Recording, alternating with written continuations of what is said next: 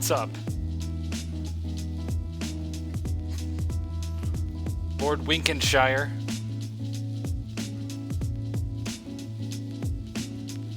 Aeon Kremer.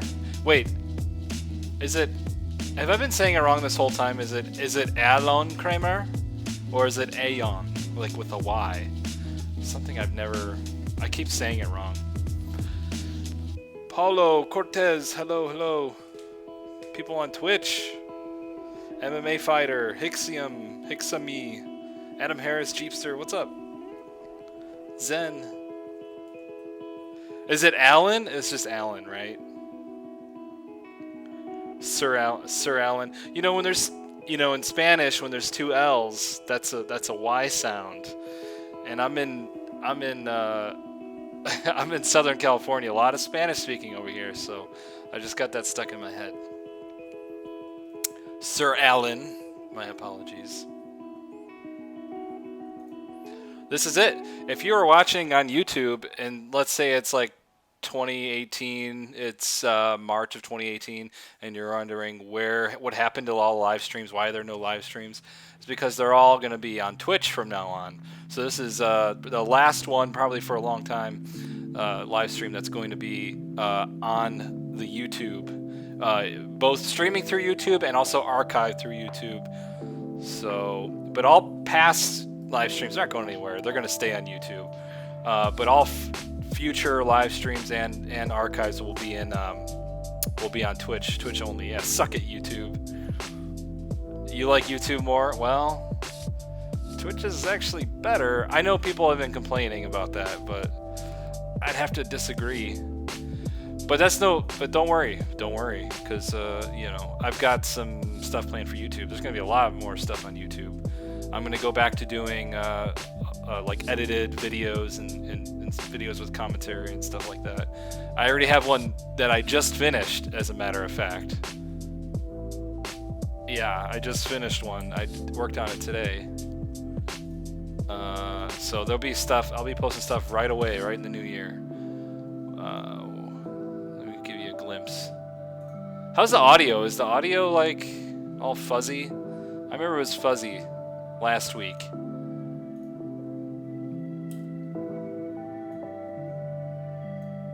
There you go. Yeah? Audio seems good this week. I'll give you guys this little taste. Okay, yeah, so that's a video I worked on today. So there will be there'll be lots of that. Well, I mean I can't promise like weekly, but bi-weekly. At least one a month there'll be something. Yeah, you get 10 seconds right now, just a little taste. Sapphire. Ask Alan Kremer. I do not say names right.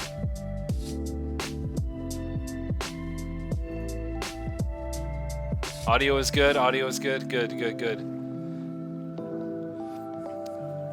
Demonetized tube. Yep. Your skills are hot. Thank you. All right. I have also something else that I wanted to formally talk about. Is that my mentorship is open again. So if you're interested, email me at jfmentorship@gmail.com. An email special for the mentorships. I just finished one. Well, I didn't say just finished one. I finished one last month. And this new one is going to start up. Probably early February, end of January. So if you're listening to this on YouTube, you're listening to this a little bit later. Try to send your emails in with some 5 to 7 art samples, or send me a link to your portfolio site before the end of January, preferably sooner the better. And then yeah, and then we'll go from there. I only have a few seats, so I only do a few people at a time. So send it in anyways, even if you're not sure, and I'll be in contact with you. Last time it turned out really, really good, and this time that was like my beta for this new 8-week program. So I think I got it down. I think I got all the notes and everything down, and it should be really good. Because last one was really good. So it's an 8-week mentorship. Just send me an email if you're interested. I have the info here, but you can also go to the Discord.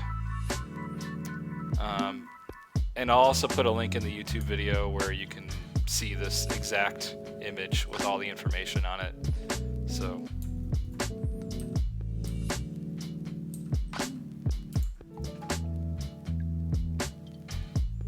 that's going on. I'll say it again at the end of the stream as well.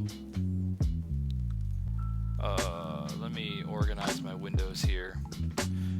So today's feedback stream. Let's go here. I'm kind of all like last minute starting this thing, so just give me a second.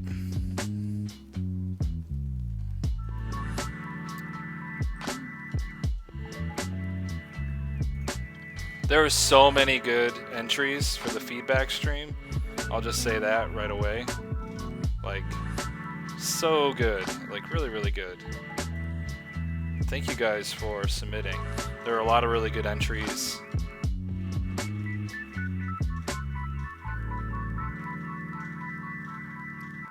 So many good entries. So it was actually kind of tricky to pick a handful because there were actually a lot of really good stuff up on there. So thank you guys for submitting, and if I don't get to your image, I'm really sorry. It's limited time.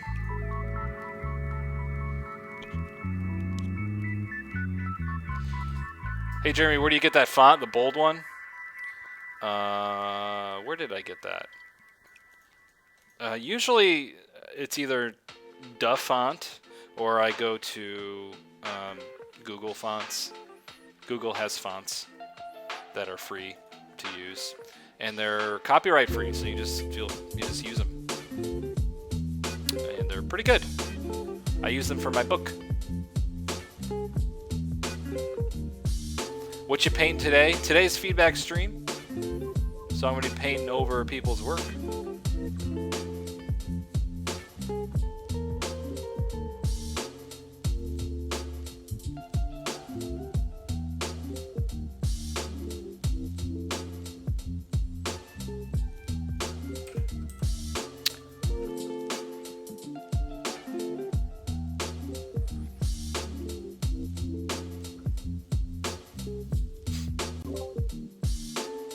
Well, I knew it.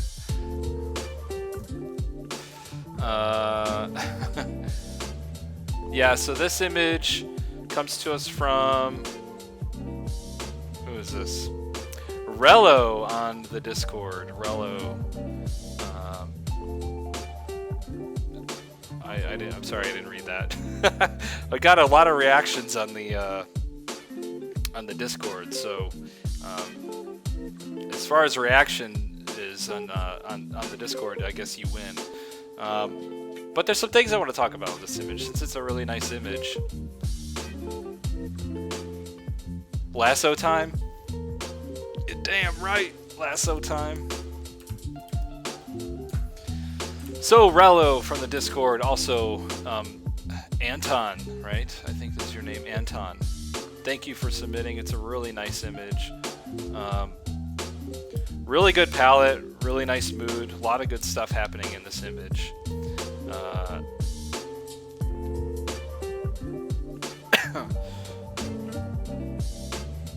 He has a book? Yes, I have a book. I don't have a way to sell it online yet, but I'm working on that. Actually, I have to get it reprinted, so because I'm all out. It will not be $60.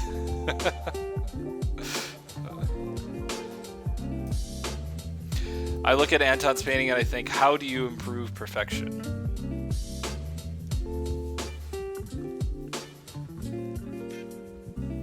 I gotta take my jacket off for this.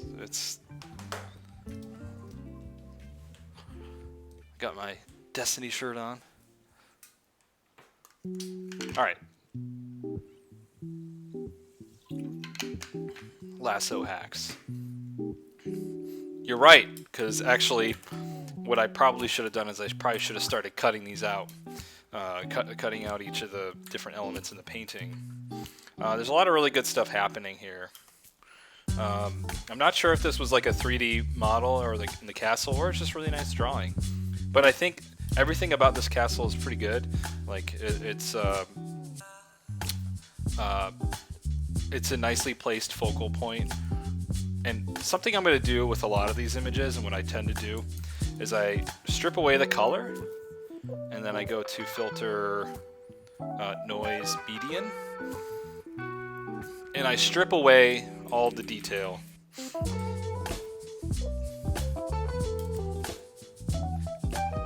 Hey guys, let me know if the music's too loud. I can turn it down. I was thinking about not having music because I'm going to be talking a lot, but just let me know if it's a little too loud. So you strip away the color, strip away the detail. It really gives you a good view of what's happening in the painting. And also if you flip the image. Anytime you're working on something and you're stuck, just do this and also flip the image. It gives you a really honest look at your image. And there's a couple things that stick out to me right away. Probably the major thing that sticks out to me is the perspective.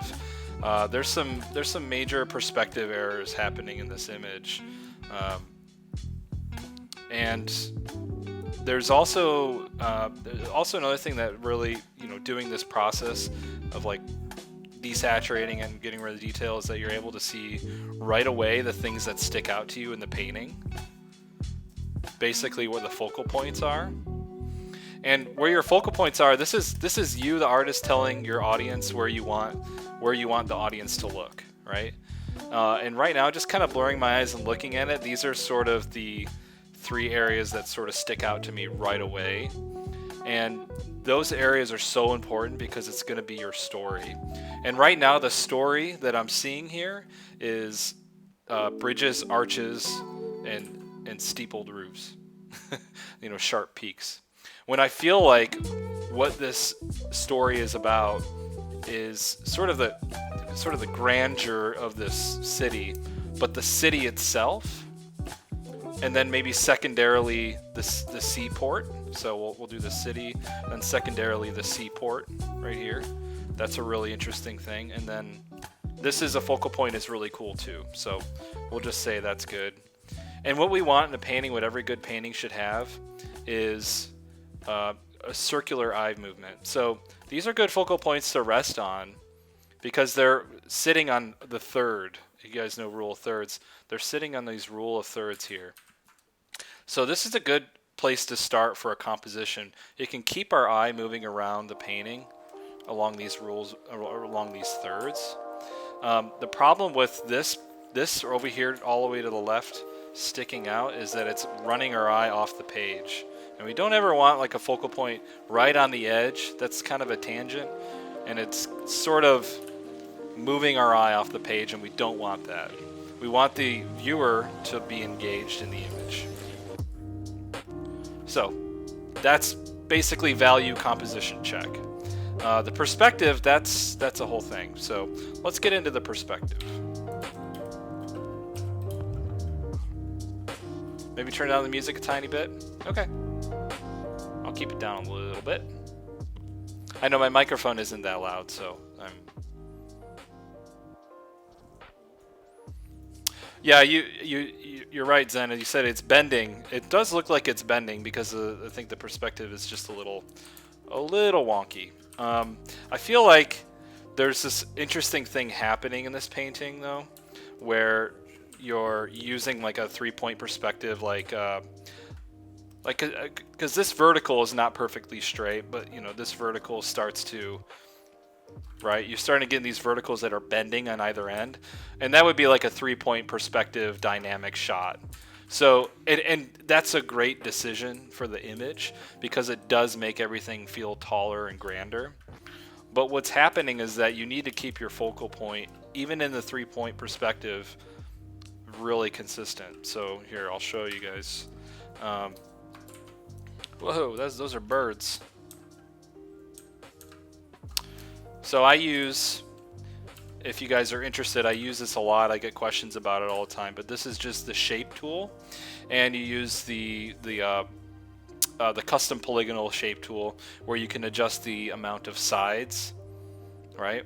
So you give it 100 sides, and then you make it a star. You check that star box, and then you indent the sides by 99%, and then voila, you get this. You get this instant. I mean, there's 1.5 million ways to make perspective lines. This is just the way that I do it. So first thing we want to do when we're dealing with perspective is find the horizon line. So I'm assuming the horizon is maybe about thereabouts. Okay. And then we need to find the vanishing point. So we can follow... well, since this bridge is kind of the problem, I'm not really going to follow the bridge exactly the way it is right now. But this as a vanishing point, the way this castle, the perspective on this castle, it's like a sort of like a 2-point perspective, is actually really nice. So we'll start with that.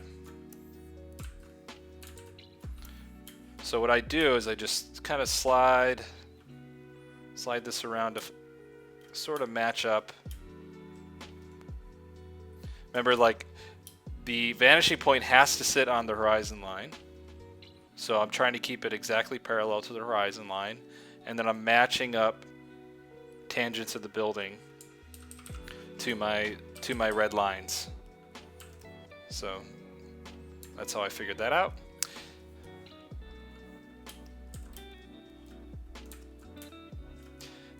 Yeah, if you guys have questions, just shoot them out. I might not look at it that periodically, just because if I'm on a roll, I'm just going to keep going. And then the vanishing point of the bridge, I'm going to try to find here. So I'm going to just sort of line it up with the bridge as it sits right now. All right, and that's my second vanishing point. This is my second vanishing point in a 2-point perspective. Is there a hotkey? A hotkey for the shape tool is U. It's not a pun, it's just U. It's the letter U. To move the star around, I'm holding the space bar, and when you click and drag, you hold the space bar, you can move it around. And then when you let go, that's where it sits. So I can keep it held down, hold the space bar, move it around, hold shift to keep it straight. Right. Okay. Doesn't it look muddy?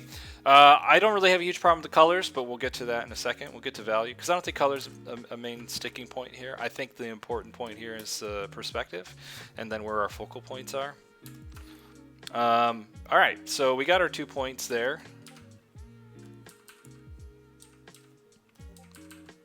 All right, so we got our 2-point perspective right there. Now, the thing about this is, again, the castle is great. It's the bridge that's really the problem right here. And it's also the 3-point. So let's figure out the 3-point next. That's probably a good place to go from here. So a way to kind of figure out the 3-point is similar to the way we figured out the 2-point perspective, which is there's basically another horizon line, like an alternate horizon line that acts just like the normal horizon line, only this is just for the 3-point perspective. It's like an alternate horizon line. So how we're going to find that is we have some distortion here. We have some 3-point distortion here. And then you see it kind of like straightens out a little bit towards the middle of the painting. Well, where it becomes perfectly vertical, perfectly straight, and then where eventually it starts to bend back, diagonally over here on the right side, that's where we're going to find our alternate vanishing point. Okay. So we're going to do the same thing I did for the horizon line. It's just, I'm going to do it for... And this is probably not a good way to do... probably not a good way to do the perspective lines with the shape tool, just because the star lines will be so thin because I'm dragging it out so far. Whenever you want to find perspective, let me close that. Whenever you want to find perspective, when your vanishing points are really far, like way off the page, I always do this method where I just kind of draw a bunch of straight lines. All right, just kind of tapering off here. And then I just use free transform, distort. So if you just go free transform, and then you hit Control or Command on these corners here, you can sort of drag them. And what we have here is pretty aggressive, maybe a little too aggressive. I think for even a really distorted image, like if you're looking at Google Street View, I would say this is probably about as distorted of a 3-point that you're going to get. This vertical is just really, really crazy, and it's not really consistent with some of the other elements in the painting. And then what you do is you just copy those set of lines with Control or Command J, and then flip horizontal, right? And then just line it back up here, so that you get your other side, your other set of lines over there. All right, I'm not gonna go over like Photoshop basics. I probably shouldn't, because that's not what this is about. But I am gonna just tell you at least what I'm doing, so you at least know how I'm doing it. So you can see that there's a little bit of disparity here between, like, you know, this feels really good. This is following that 3-point perspective. The castle's following the 3-point, but then when we get to the bridge, it gets a little insane. And then even this building follows the 3-point pretty nicely. And, you know, on each of these little elements, every single vertical in this painting has to follow along this 3-point perspective line. This boat does a little bit. That's pretty good. But everything, when you're dealing with perspective, has to be consistent. When does it vanish downward instead? The vanishing point is below the horizon line when you're looking down. When you're looking down like a deep tunnel. When you're looking up at a grand city like we are here, the alternate vanishing point for 3-point is going to be way above the horizon line. So when you look up, it's above the horizon line. When you look down, it's below the horizon line.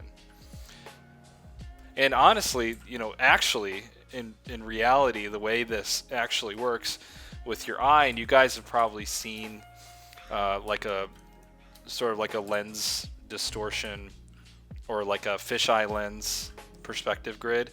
It starts like this, and it actually kind of goes like this. There's actually a bend to it. It's not perfectly straight, but I'm making my lines perfectly straight because, well, it's fine. It's good enough. And then the same thing goes for, you know, the other vanishing point lines, to like the 2-point vanishing lines.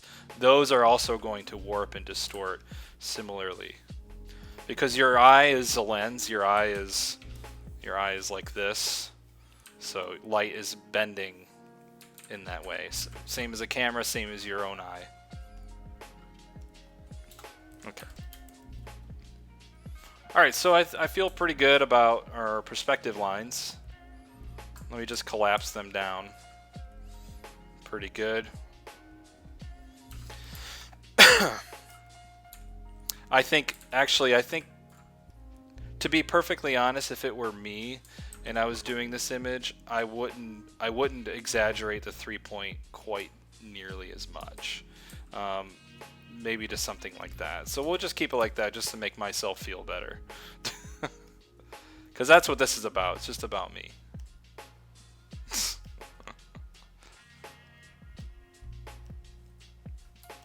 Alright, let's group that, and then we'll turn down the opacity.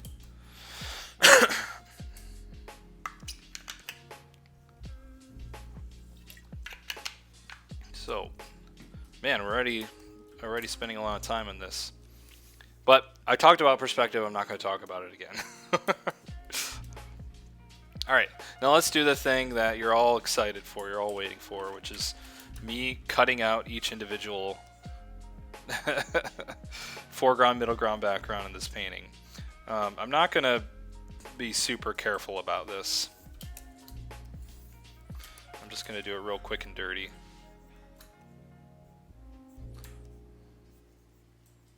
getting some lasso on. It's just much easier for me to manage the different aspects of this when each element is separated. But luckily I've had a lot of practice cutting things out, especially doing concept art and working with photos, that I've got a system down. It's a mix of using the lasso tool and the magic wand tool.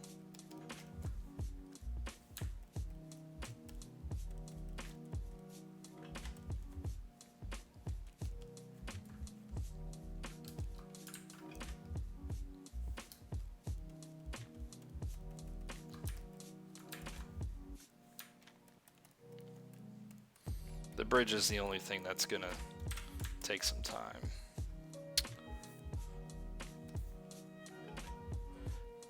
But if you guys have any quick questions about perspective before I just sort of move on.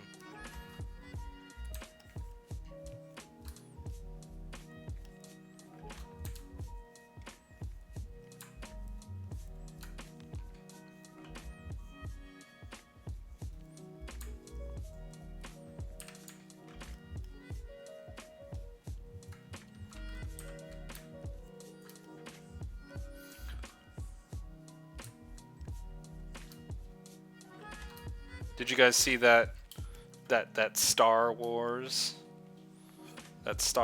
movie? I want to get a consensus here. It's either love it or hate it, it seems like, with the internet. Are you guys in the love it category or the hate it category?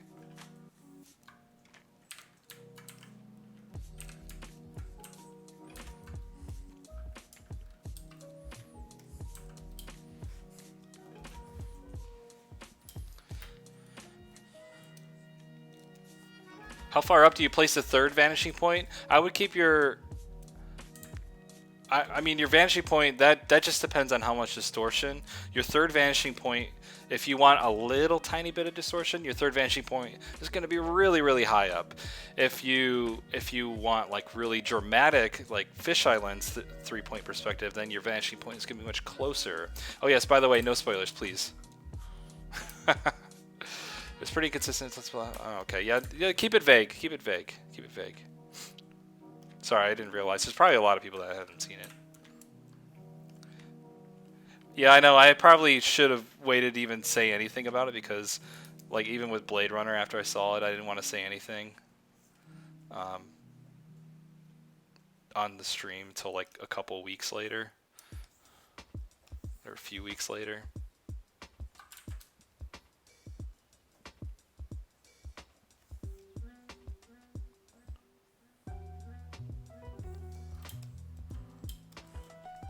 Santiago, you're a 5 out of 10.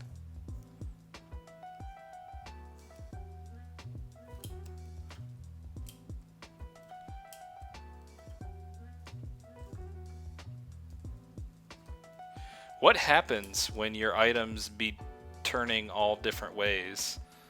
Huh? Oh, where you have, right, like say you have a classroom and all the chairs are all disheveled and pointing in different directions. I would say as sort of a rule of thumb is like if you're making an illustration and you want certain objects like a classroom with chairs, I would keep most of them following along the same vanishing point and then just a few, just a couple, right, pointing in different directions. If they're pointing in a different direction, that means they're going to get their own set of vanishing points.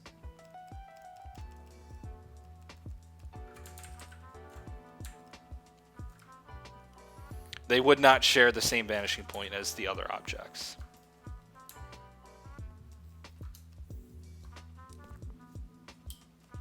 Tommy Wiseau is in Star Wars. That, you know what? That would have saved it for me. Sometimes it seems like he directed it. Nah, I'm just kidding. Just kidding.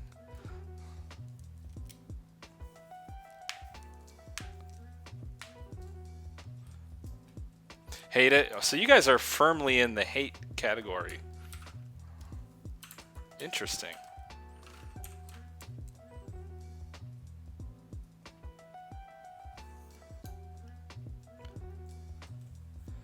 Yeah, I'm kind of 50-50 on it. There were parts of it that I really liked, and then there were parts of it that I really did not like.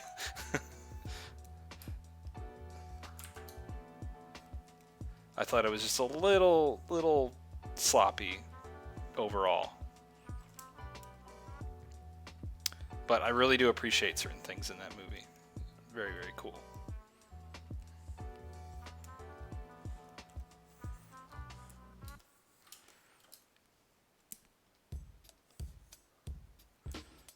Yeah, a movie that had me like, oh shit, that's awesome, to kind of scoffing and rolling my eyes really hard. It had me doing both of that.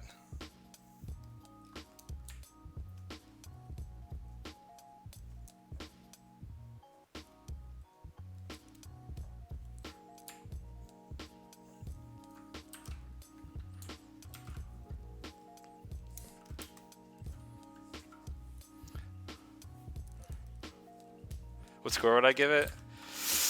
I don't know. I was saying 5 out of 10, but maybe that's a little harsh. Maybe 6 out of 10.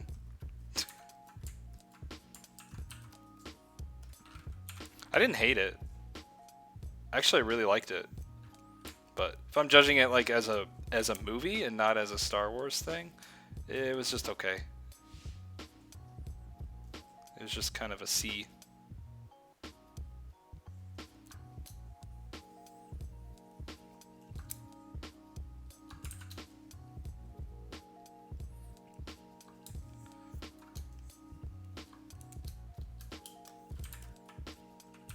Okay, I'm cutting out the last couple things. Sorry guys, there's just a lot of stuff in this image.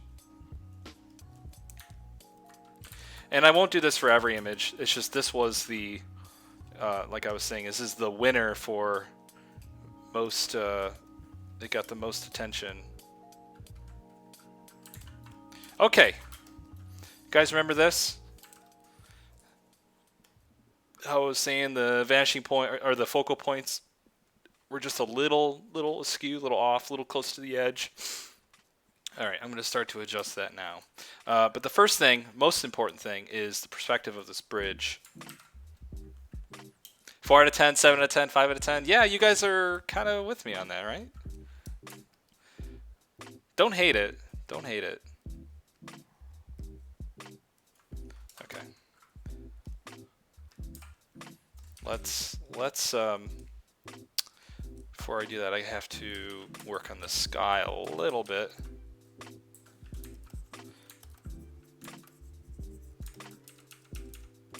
Man, my pressure sensitivity is pretty nutty.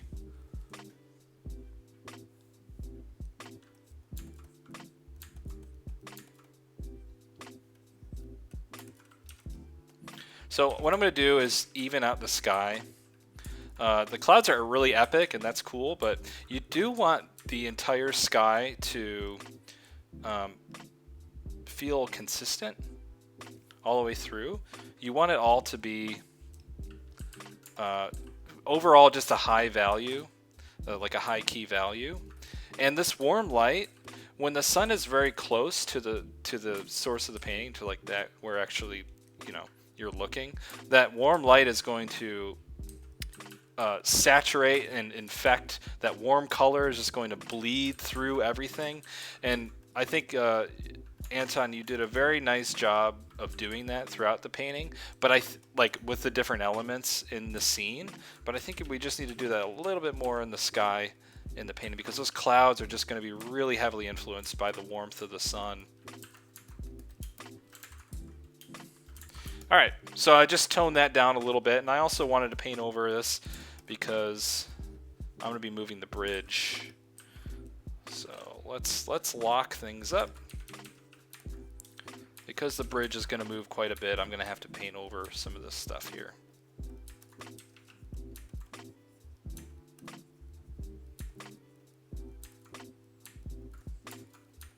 Okay, good enough. All right, let's bring our perspective in, and then we'll take a look here and see see and get this to follow the perspective. All right. The most important thing is that 3-point distortion. We don't want it to be as crazy as it is, but we also want the 2-point perspective to fit as well. So I'm just going to distort this. So I'm just doing free transform, then control or command, and dragging around this thing and fitting it squarely, kind of where it should be on the perspective grid. So a quick and dirty way to handle that, and hopefully you guys can see the difference now. So it looks a little.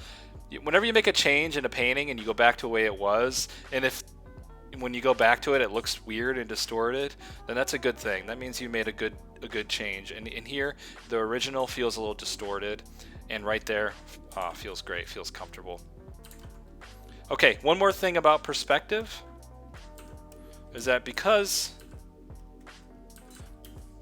this bridge has width, right? It's a thick bridge.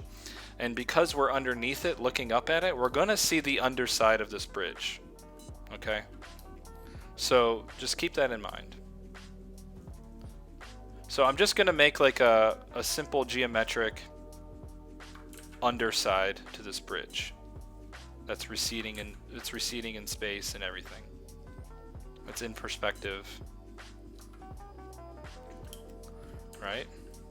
So this is the underside of this is a wide bridge, okay? So the underside of the bridge is going to be like this, and we're going to see the underside of it because we're below it.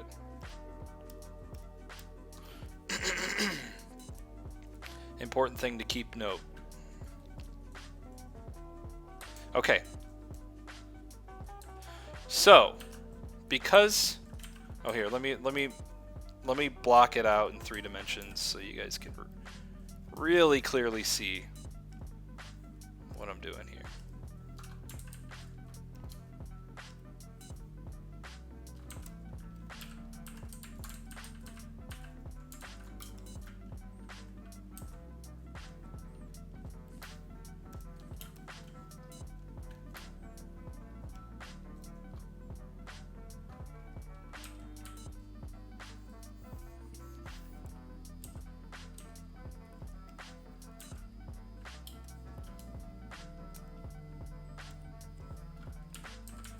Probably, I'm redrawing this line, it's probably more like this.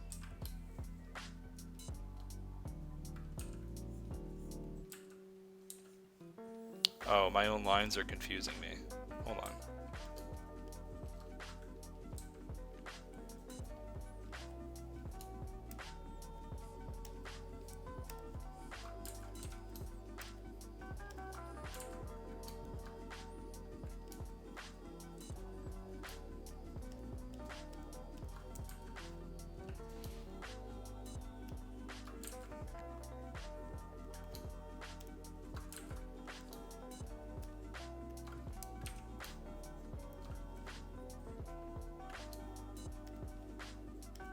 Okay. So I basically just drew out a cube.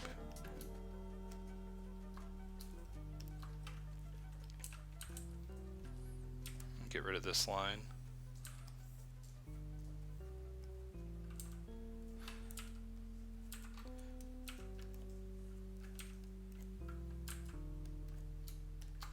All right. So what's happening is you have arches, right? And the top of the arch is going to hit the bottom of this giant rectangle, 3-dimensional rectangle that I just drew. So I'm going to sketch out sort of where the tops of these arches are going to meet my 3-dimensional rectangle. I'm just outlining basically what's on the painting. Okay, now where's the second arch that's going to be on the other side? Well, you have to follow in perspective the top of that arch, following that 2-point perspective, and here is where the arch and the giant columns are going to be on the other side of the bridge. And then make sure your vertical lines follow the 3-point perspective. So essentially,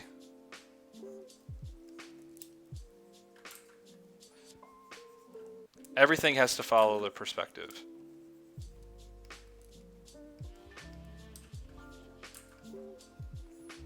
These columns are following the 3-point. And then every other angle is following the 2-point perspective. Right? And if we want to figure out where the arch is on the other side, we just follow the 2-point perspective to the other side of this rectangle, this 3-dimensional rectangle, and that's roughly about where the other leg should be. Now, when I'm doing a painting, I don't sit here and figure it out like this. I've done perspective enough, I understand it enough where I can just kind of feel it out, and it's usually pretty close, or at least close enough to fool you. But just looking at this, I can tell that this perspective wasn't really worked out because the legs don't feel like they're, because of the bridge width and because of the fact that we're looking underneath it, it doesn't feel like these legs were figured out. These legs feel like they're sitting right next to each other in perspective. Like they feel like they're flat next to each other. When really, because of 2-point, right? 2-point perspective, that's this vanishing point. This little detail in the column should be a little lower than that detail on the column that is closer to us. Right? You should still be able to see that 2-point perspective in the relationship between the two different columns. And we should also see the underside of the bridge right here.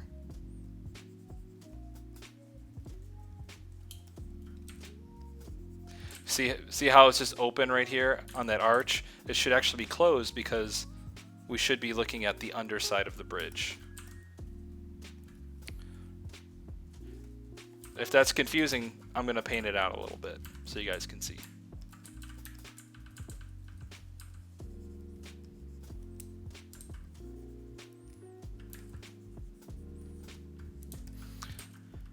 Now,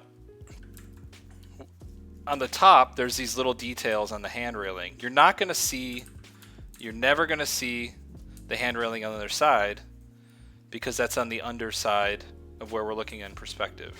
That's going to be invisible to us because we're only looking at the underside. Sorry, that was confusing. We're only looking at the underside, so we're never going to see the top back hand railing details.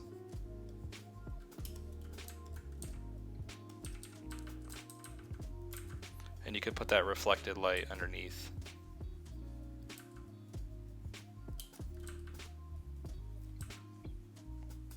That nice reflected light, underlight that you've got here. And honestly, these columns would probably be like this. A little bit of space between the two.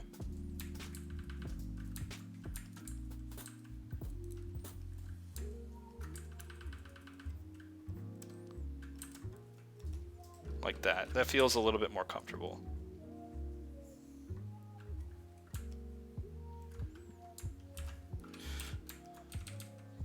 Since this bridge is such a pivotal part of the image, such a focal point, that's what's all these little issues are drawing my attention because it's such a prominent part of this image. And if you want to use 3D to help you out, in the future, then use 3D. I think the best thing to do is learn perspective and then just practice it in all your work.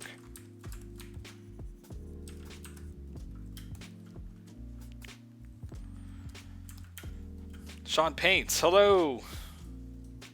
Sorry, I didn't look at the chat for a little while.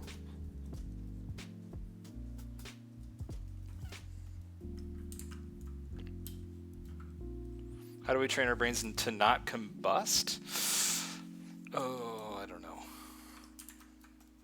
Well, I hope this was at least somewhat informative. Perspective is a very difficult thing to talk about, and I don't really have enough time to talk about it. But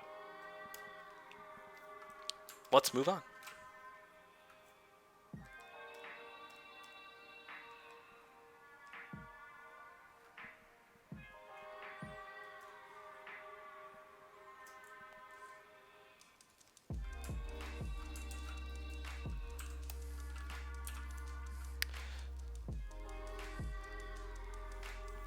I thought I already cut this bit out, but I guess I didn't.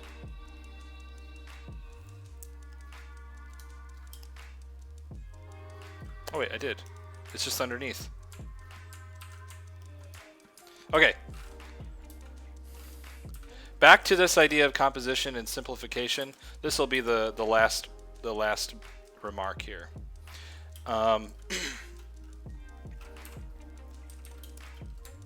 So we want each element of the painting to stand out. So maybe just selecting this section of building, this section of architecture here, and then darkening up the top just so that it kind of pops out a little bit.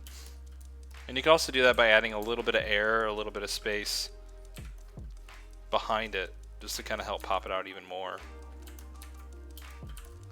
And don't forget that, you know, this area is also going to receive light.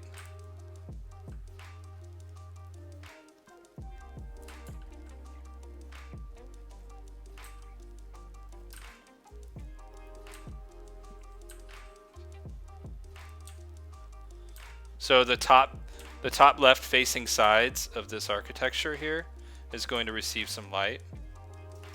But I would keep it pretty, you know, pretty muted overall, which is smart, which is what you did, which is very smart, because you don't want to draw too much attention to the very center of the painting. Okay. So, again, it's about where our focal points are. Right now, our focal point is on this bridge. It's on maybe this boat here.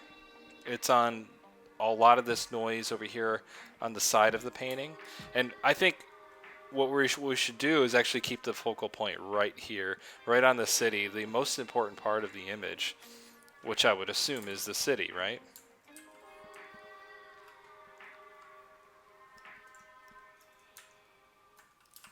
So what we could do is do the same thing that I did with these port buildings down here, is actually darken the tops of them just a little bit, just a wee bit. That way it gives you that feeling that something is really tall, just like when you're looking at a skyscraper that's really, really tall. Or something like a mountain or something that's really far away and really tall. The bottom of it is a little misty and hazy, but the top of it is darker and clearer. And maybe even the top of it could have a little bit of atmosphere, because there's smoke and clouds and things really high up. What I want to do is just select out this element here, this gate, this wall just before the city, and I'm going to create a little bit of separation between it and the castle behind it.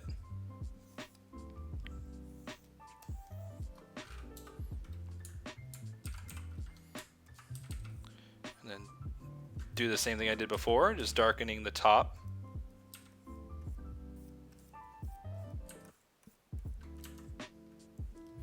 Just like that, creating a little bit of separation between the two.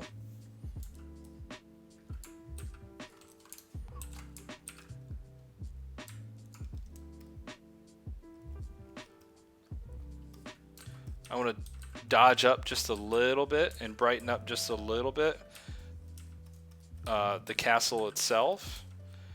You have to imagine there's a lot of light hitting the ground just past the gate.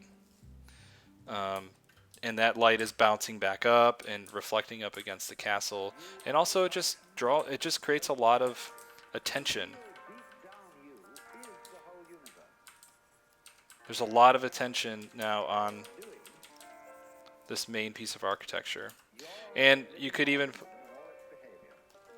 add in a few more of those lights through the windows.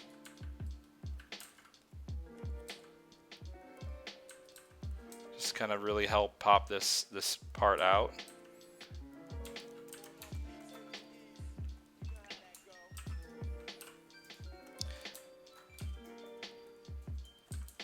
A little bit of that warm light hitting the building, so that way you can really tell where the light source is coming from.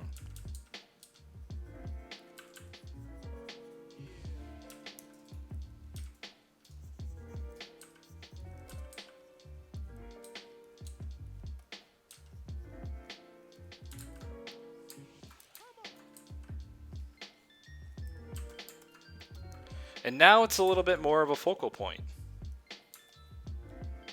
right?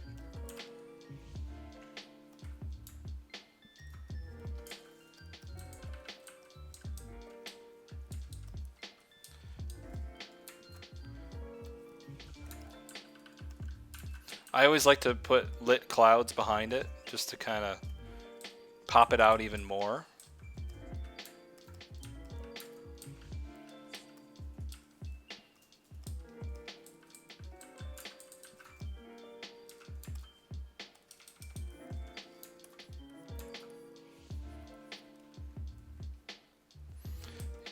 Yeah, I think that a lot of the way you handled the sky was just a bit much.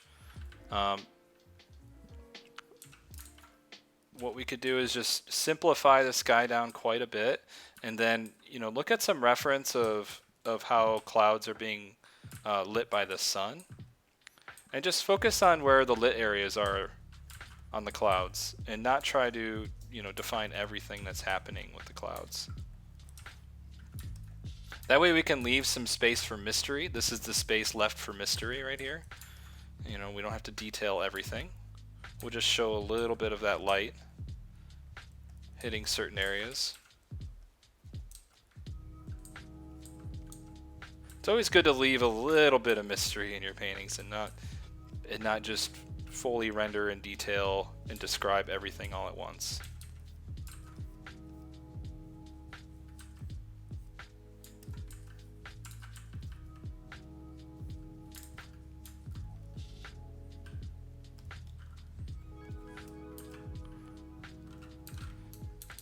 Then if you're feeling good, just put some birds up in there.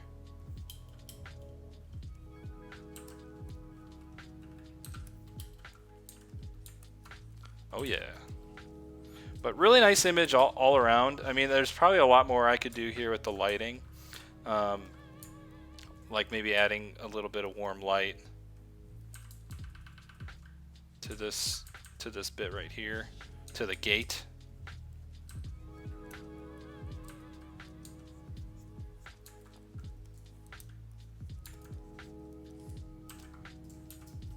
Alright, another thing I want to do with the sky is I want to darken up the sky over here, simply because like I said before, like this was drawing so much attention, this little corner here, because there's a lot of noise, a lot of different elements are colliding right there, but it's on the edge of the painting, which is kind of creating a tangent.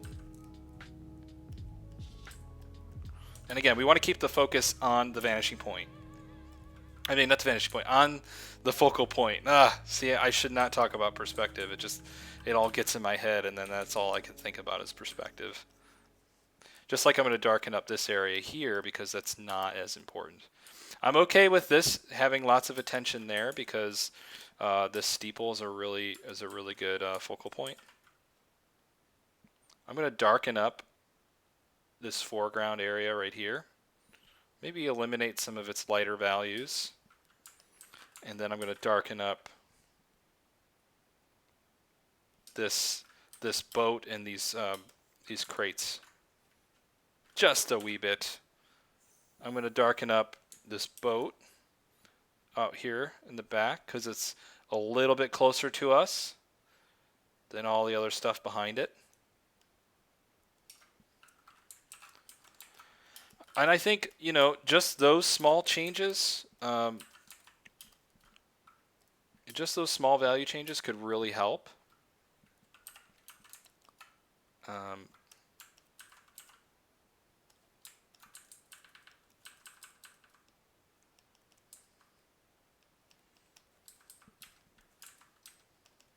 some of that light hitting this architecture over here.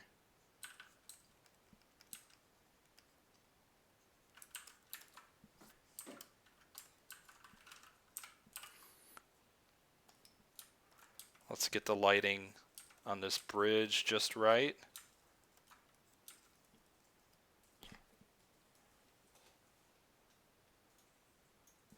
And my music stopped. Let's see here.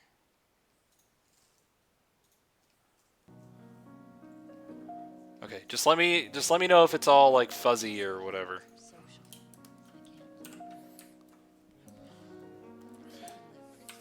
All right. Please don't talk. Please don't talk in the music. Please, please, please, please. All right. Okay.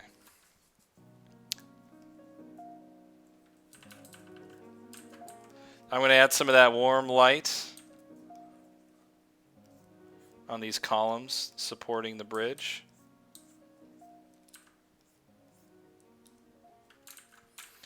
But keep in mind, it's these more outer columns, the ones that are farther away from us, those are the ones that are going to receive most of the light because they're closer to the light source. And then maybe the lower part of the columns closest to us will get a little bit of light. So that's another way of being able to tell the two apart, because light is going to interact differently between them.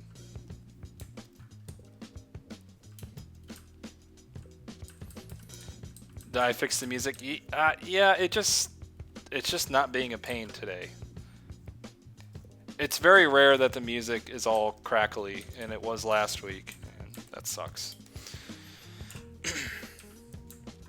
Okay. I'm not going to talk about really anything else. I mean, there's other things I could talk about with this foreground here, but generally I'm okay with it.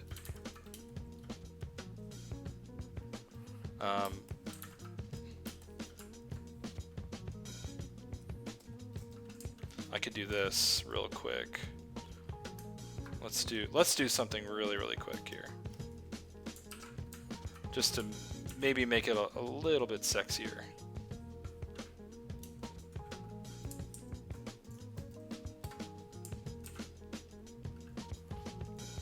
So I just copied that whole layer and I'm just warming it the hell up. And then I'll put a mask on it and I'll invert the mask and then paint back with white on the mask some warmth.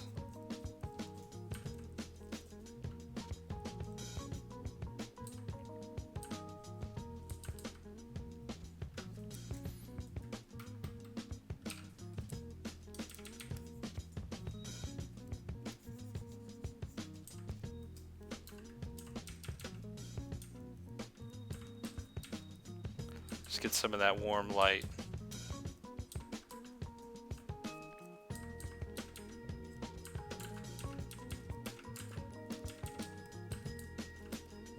I want to get some of that warmth in these buildings.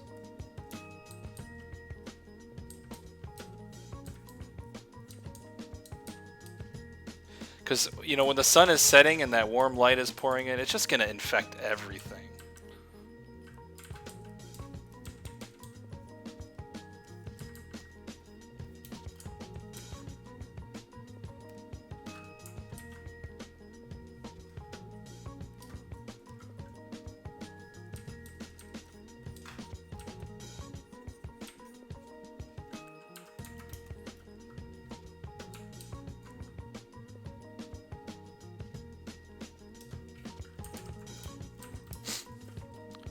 All right.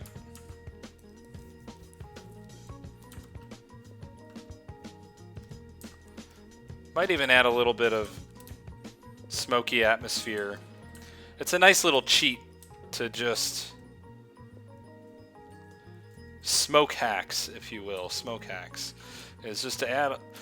If you ever want to push something back or not have it draw too much attention, just put a little bit of atmosphere, a little bit of smoke in there.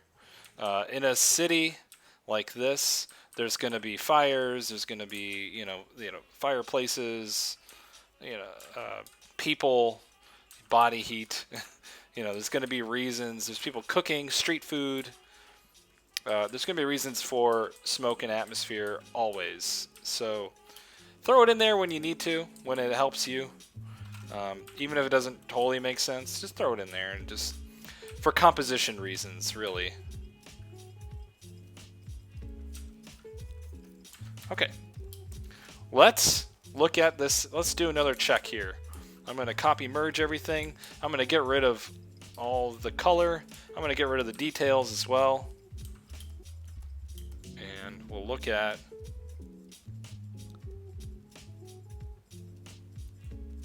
how the composition has changed.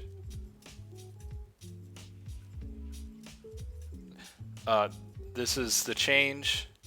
This is the original. The main thing was the bridge. That was the main thing. But also making this a focal point in the painting, I think, was really important because it is the important part of the image. It's what the image is about. It's the intrigue of the image. And also simplifying that sky down quite a bit really did help. It's less distracting. It's in every composition, you know, you need a place for the eye to rest. You need a place for a little bit of mystery. You need a place for the eye to recede. And the sky is a really good way to do that. Smoke and atmosphere in the sky. So really good image. I mean, honestly, there wasn't a ton of terrible things going on. There's a lot of good going on, but just a couple things to look out for and to think about. Really good job, Anton, and I'm excited to see more work from you. If you have any questions, just let me know, Anton. And you guys. Alright.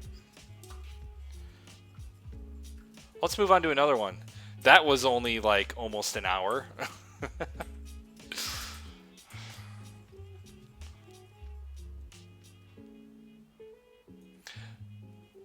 Alright, let's look at Sean Paints. We got a very photo-bashy image.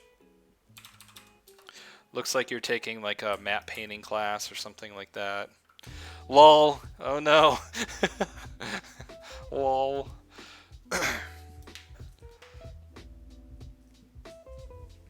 Let's I'm not going to look at this so much for composition, but let's take a look. Let's give it the little check.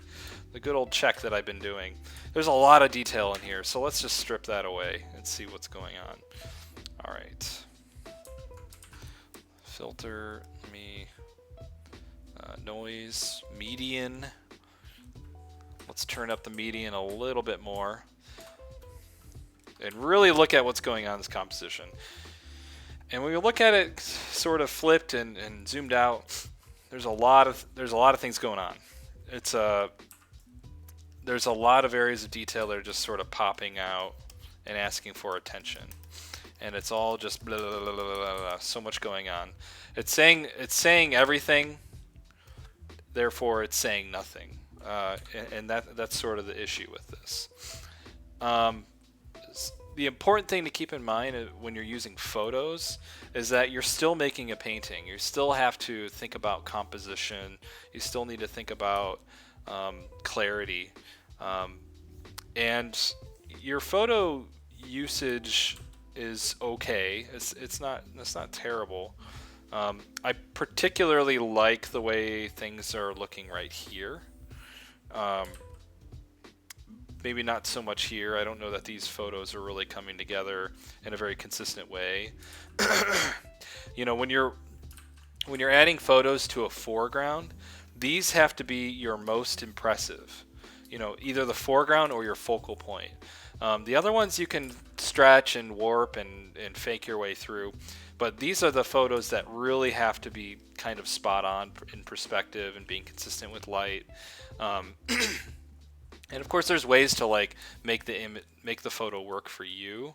But what's happening is that a lot of these don't feel like they're the similar, like consistent. Like this water type feels different than this water over here. Like this is like a muddy creek water, and this is like a big major river. You know, they feel different. They feel disparate from one another. I would have found maybe one photo that kind of is consistent in this whole area, and then found like a waterfall, you know, and all that other stuff. So when you're looking for photos and when you're photo montaging, like find the massive major photos to start with. Like you've got your river photo that's going to sell your waterfall. That's one photo that you find. You've got your one photo that's the sky. Check. And it's just like you do with a painting. You start with the major shapes, right? And then you do smaller and smaller shapes. Same thing with using photos. Find your major photo that you can base that whole material, that whole section off of, and then find some supporting photos that kind of help sell that, or at least get your idea across. That's a side note. Now I'm going to go do the fun thing of cutting everything out. What's really confusing is what's happening here, because I think this is part of the foreground, yet it's lighter in value than the stuff way back here in the background. So that's a little confusing. So what I'm going to do is I'm just going to just sort of paint over this foreground area, because I feel like it's a little problematic right now. I'm just going to paint over it a little bit, and I'm not going to try to, obviously my paint strokes are not going to look like photos, so it will look a little out of place. But here's what I'm thinking sort of compositionally with this image.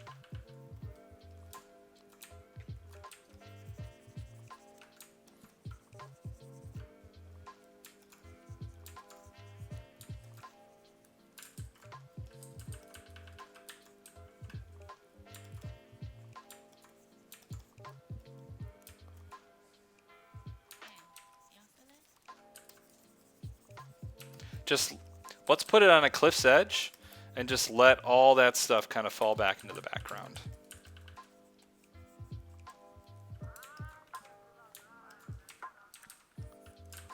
And let's really, really simplify this whole notion back here of this mountain.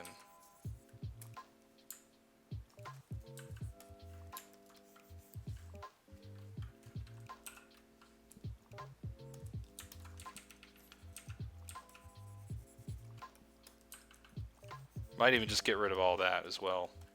And then here we could, you know, you could find like,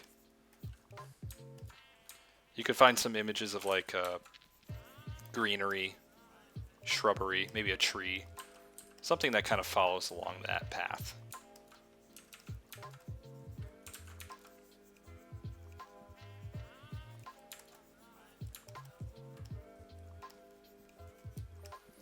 Really, this image is about these ruins right here, you know, and we want to showcase that part of the painting the best we can.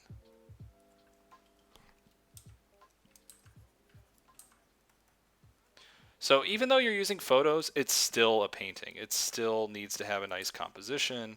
You still need to follow some rules. Just like I said in the last painting, let's try to simplify down, simplify the sky quite a bit.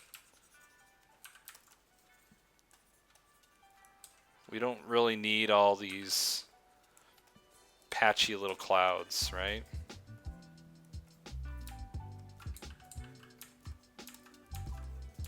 Yeah, now we have like a start of a composition.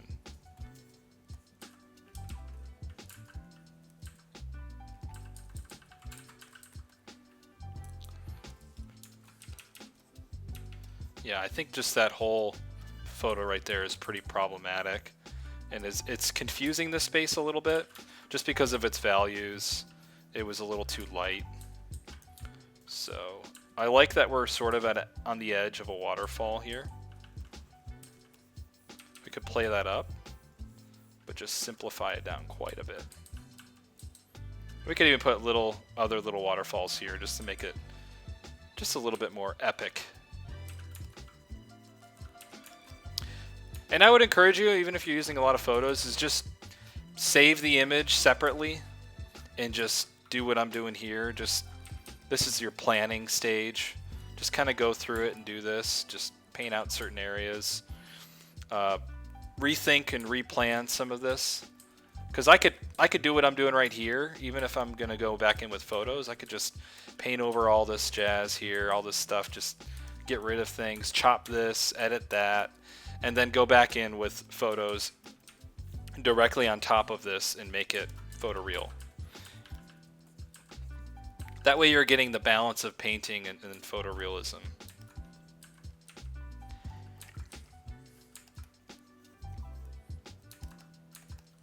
Okay. Let's flip it just to get another look.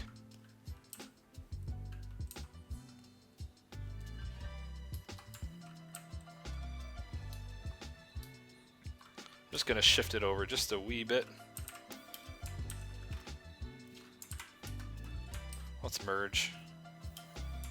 I'll shift that over.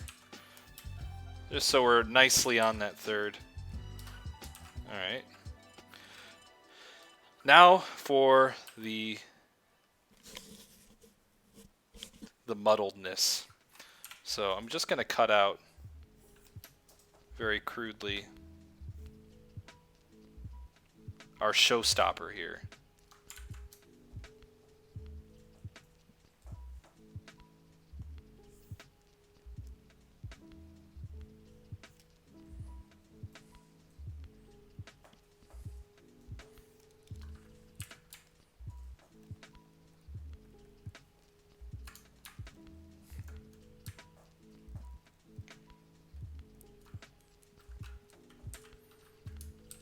And then I'm also going to cut out this foreground.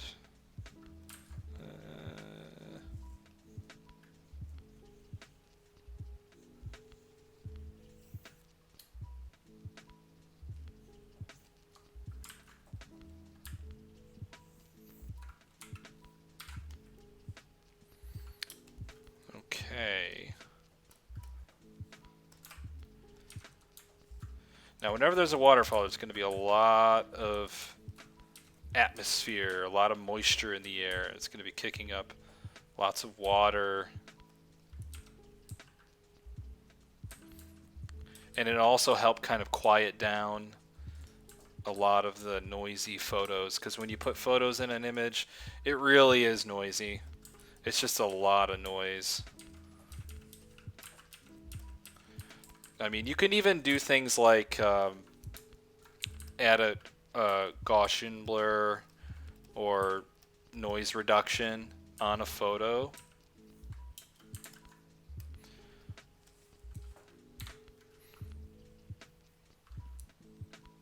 Jack War, hello.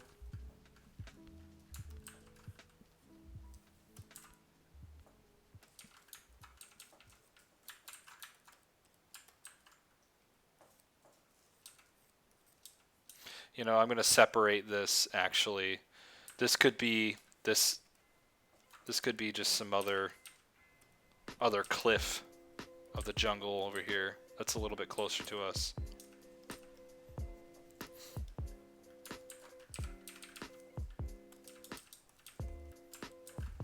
And then this water foam is going to be, you know, as it's leading towards the edge of the waterfall, this water foam is going to be sort of like a nice diagonal to kind of lead our eye into the composition.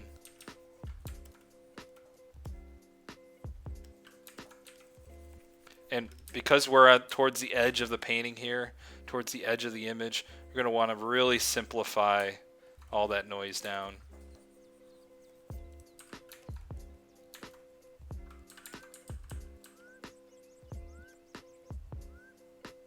Let me see if I can find a photo actually, really quick.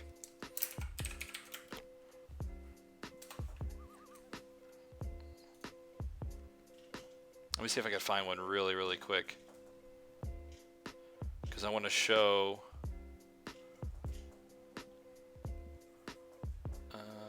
what I mean about the noisiness. I might be able to make this one work for me.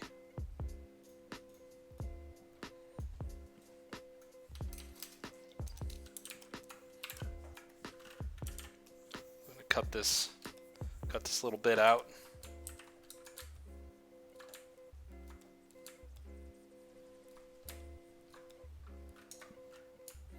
So when you're putting a photo in there, you really need to pay attention to the values. And I adjust these the most, the output values. This kind of gets rid of dark darks and light lights. And you can use something called color match. It's image adjustments color match,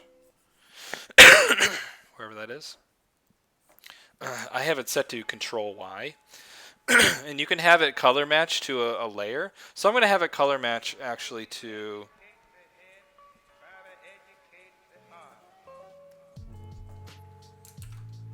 Let me save this so I have a nice file here.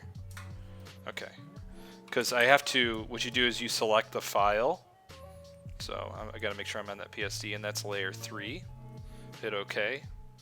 And it kind of is adjusting to what I have there, you know, but it's a little bit too bright, a little too dark as well. So not the best photo, but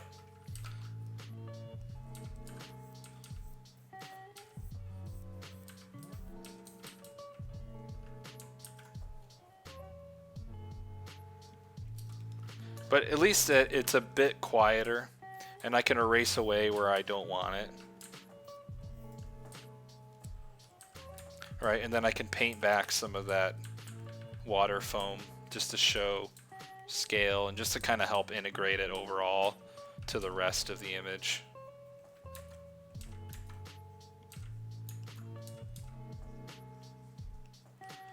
Great. You use color match levels. All right. Yeah, just make sure you adjust those output levels so that the values aren't like drawing too much attention to it.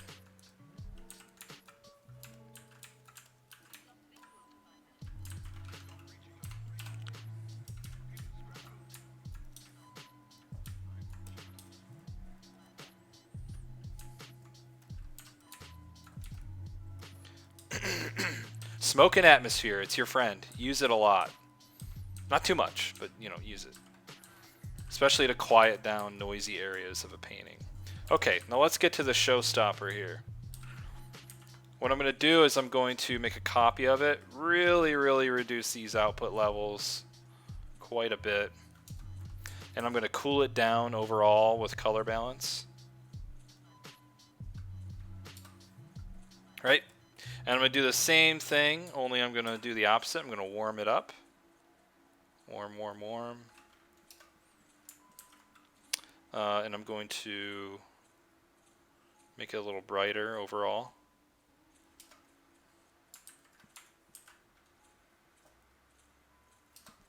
Okay. I'm going to put a mask on. Well, I'm going to put a mask on this one. How about that? And then invert the mask here. And then I'm going to paint back in the light.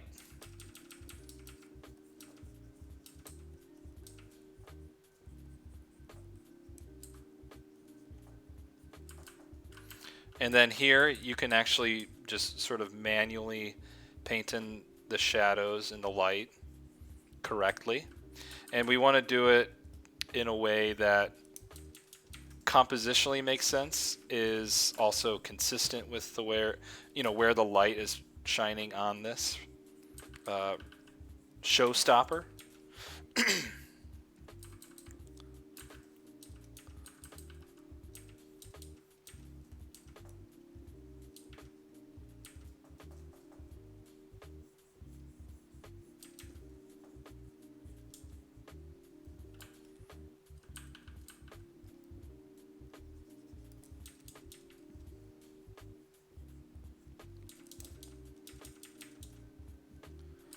Because there's clouds out, the clouds are going to pop through in between the cloud, or the light is going to pop through in between the clouds.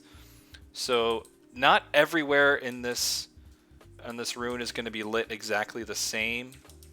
And conveniently, because of that, we can actually make some concessions for the composition.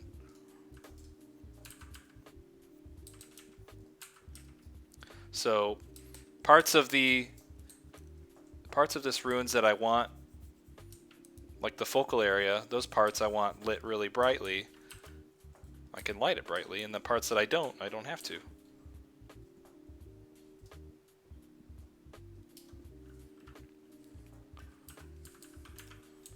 We can light part of the ground here.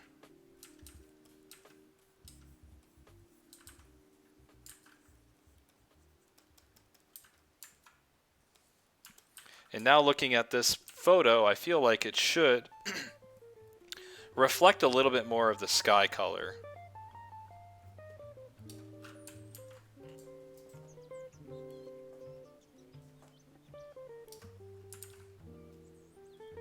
So I'm going to shift it a little closer to the sky color.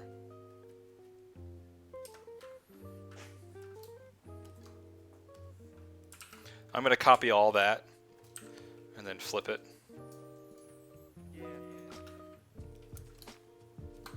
You all know about this.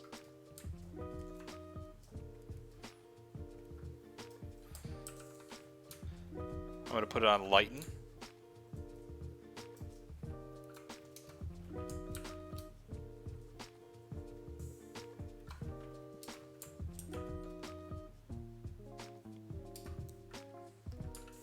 I'm going to put a mask on it. Paint back in. You should become very comfortable if you're using photos is to use masks. This water might not be still enough to see a reflection. Nevertheless, I wanted to try it.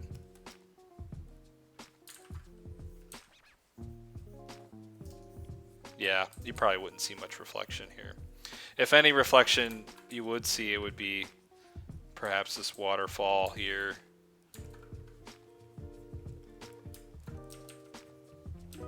Which I want to darken up just a wee bit. And again, smoke and atmosphere, guys. Smoke and atmosphere. Use that smoke and atmosphere. Let's quiet down this part of the painting over here.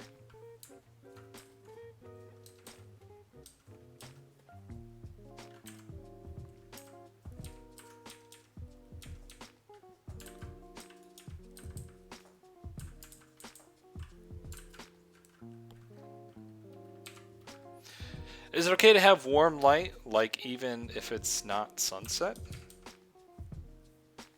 Yeah, well, light is always warm. I mean, midday light is going to be a bit whiter all the way around, a bit whiter. But I say, so what? You know, make it warm, make it sexy. Like, don't not make it sexy. And this isn't sunset, you know. This is just warm light on a jungle. And you know what? It looks better than just a white light. It's all about taste, you know, what you're trying to go for. I always go for what I think, you know, just looks the best.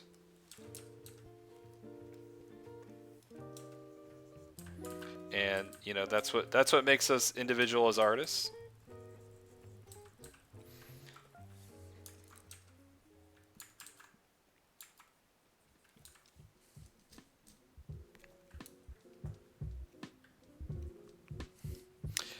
One simple trick to fix your pick. Doctors hate him. I feel that this piece needs a stick man in it. That's good advice.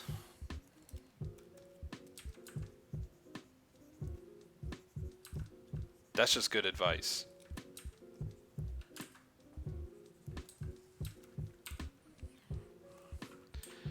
Alrighty. You know, for good measure, let's throw in a little dodge. Just a little bit of dodge. I pick a dark value, a little bit saturated, kind of warm. And I really, really, really intensify this highlight.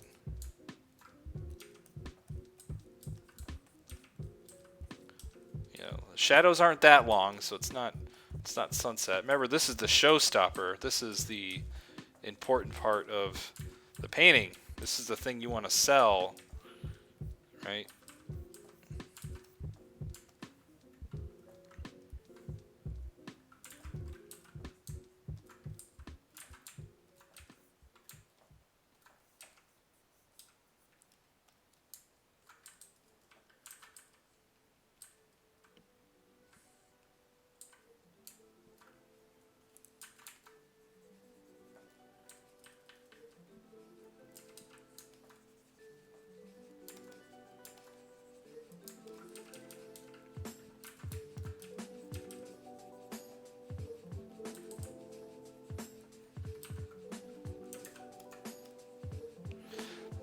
Rule of Jeremy, make everything sexy. That's right.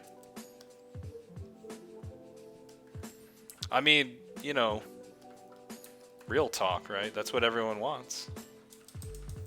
They don't want their image to not look sexy, right? I mean, that just makes sense to me. I'm going to even darken up the sky behind it, just to push that even more, that idea of, hey, this is the focal point. And maybe a little less in the cloud photos. Just put a few here and there.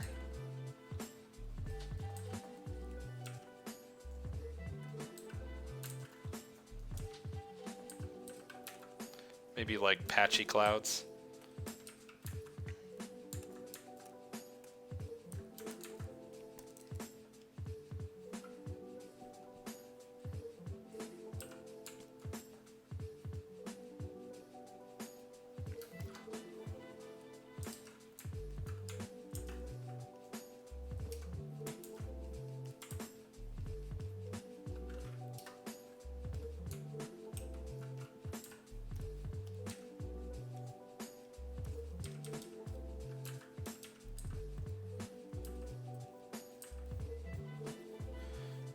And if you want, put a stick man in there.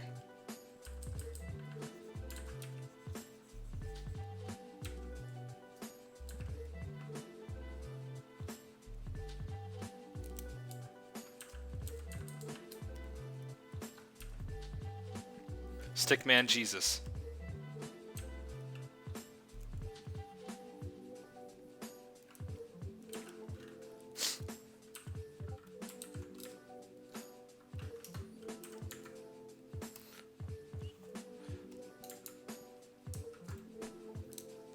Bird hacks.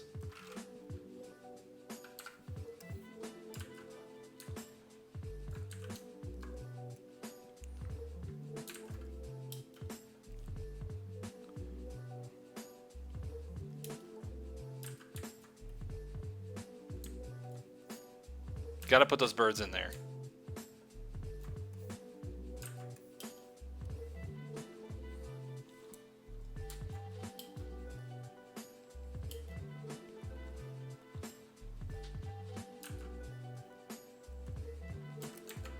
Okay. Let's check it one more time. Let's desaturate. Let's add that filter. Not bad, not bad. There's some things I could change here before we move on to make that even better, to make that composition work even more. Let's create a little bit more separation between the foreground and the background, just to show that space really nicely. And let's go back to darkening this.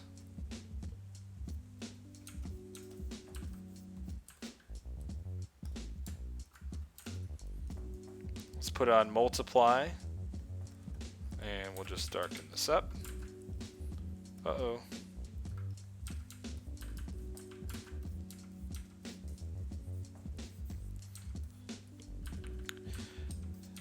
we're artificially darkening this, probably more than it would be in reality. But hey, it's not a photo, it's a painting. And even if we're using photos in our paintings, it's still a painting. It still needs to look better than real life. Otherwise, that would just be boring, right?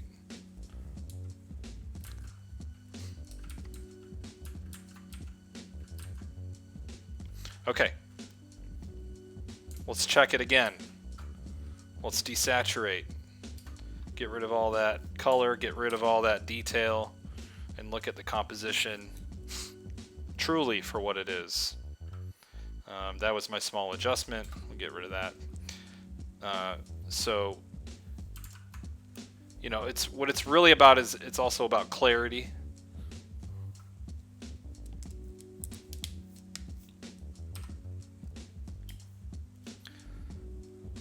It's the clarity here. Without the detail, without the color, you could kind of make out some of what's going on, but it's a bit of a mess. This at least, there's a composition. It could still be very photorealistic, especially if I went back into it and stitched more photos in there. You just got to be sure when next time you use photos is like, if I'm gonna put a photo right here, it has to be not any lighter than this value, not any darker than that value. You know what I mean? It has to stay within this value range. The thing is when you put a photo in there, a lot of times what happens is the photo looks so realistic, it looks so good, so you get a lot of artifacts that are like really high value and very low and very dark value all at the same time. This is not a good photo that I'm gonna put in here, but hopefully it'll at least illustrate what I mean. So I want to take this photo and I want to put it in my scene. Let's say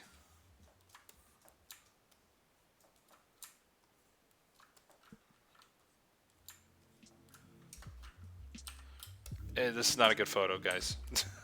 But let's say I want to put it in over here, right? And then I just kind of like leave it. Well, it doesn't fit the value that I've sort of set up here. So you want to really, really make sure that when you put a photo in a painting, if you're going to do that, is you need to put it in there. You want it to disappear inside the painting. Especially if you have your values set up, you want that photo to not draw too much attention to itself. Especially if it's on the corner or the edge here, you want it to just sort of disappear into the painting. And then what I often will do is I'll put a mask on it, invert the mask, and then to even make it more like a painting, I'll paint in using the mask. It's almost like having a brush that puts down a photo. Just have that texture naturally painted into the scene. Right? But good job all around. Like, it looks like you're experimenting, you're learning. But just remember, you're still making a painting at the end of the day.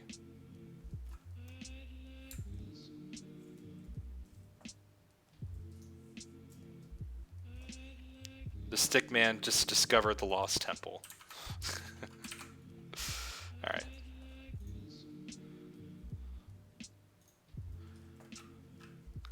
Let's close this stuff. Let's move on. Oh, man. That was a good one, though. That was good. That was some good stuff. This one is from Hemlock. Hemlock is also on the chat right now. What's up? You're in the hot seat. Strap in. No, this is a pretty good one.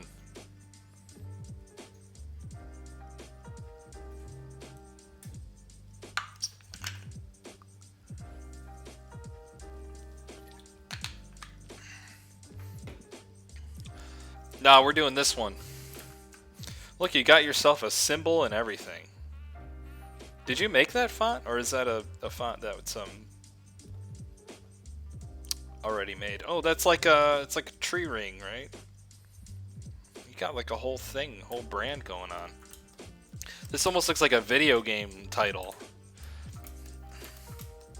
I'm probably more impressed with your signature than anything else right now.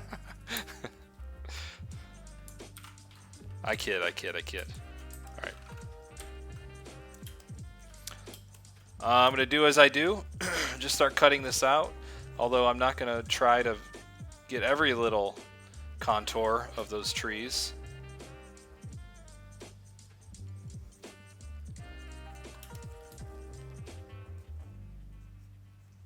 Man, you got some birds in there. And you painted them. They're not shape tool birds. Why even bother painting the birds? Just use shape tool. That's how you do it.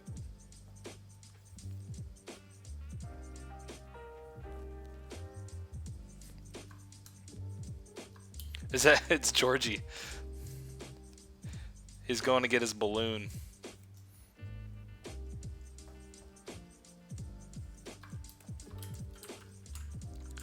And as I normally do, I'm going to start cutting this stuff out.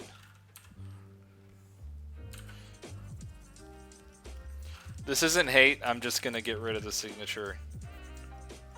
There's no hate. It's just in the way right now.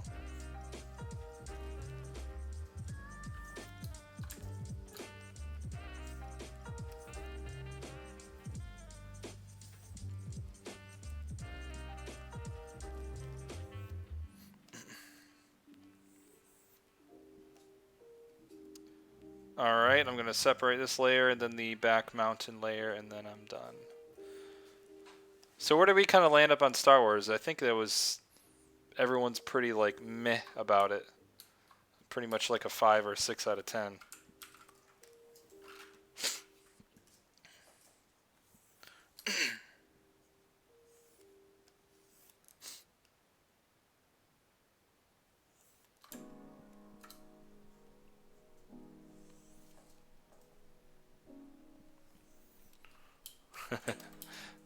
You made this in Procreate? Oh no.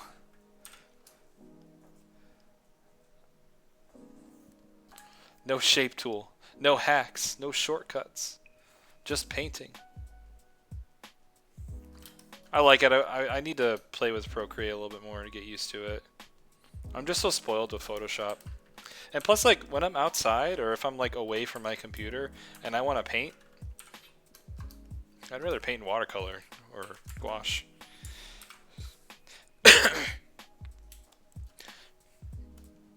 This is pretty good. I like this Instagram format you got going here. It's pretty nice. All right, let's do what I've done in the other images and check it. Let's get rid of all the color, that distracting color, and let's get rid of all that detail and just see what we've got here. Pretty simplified all around. It's nice.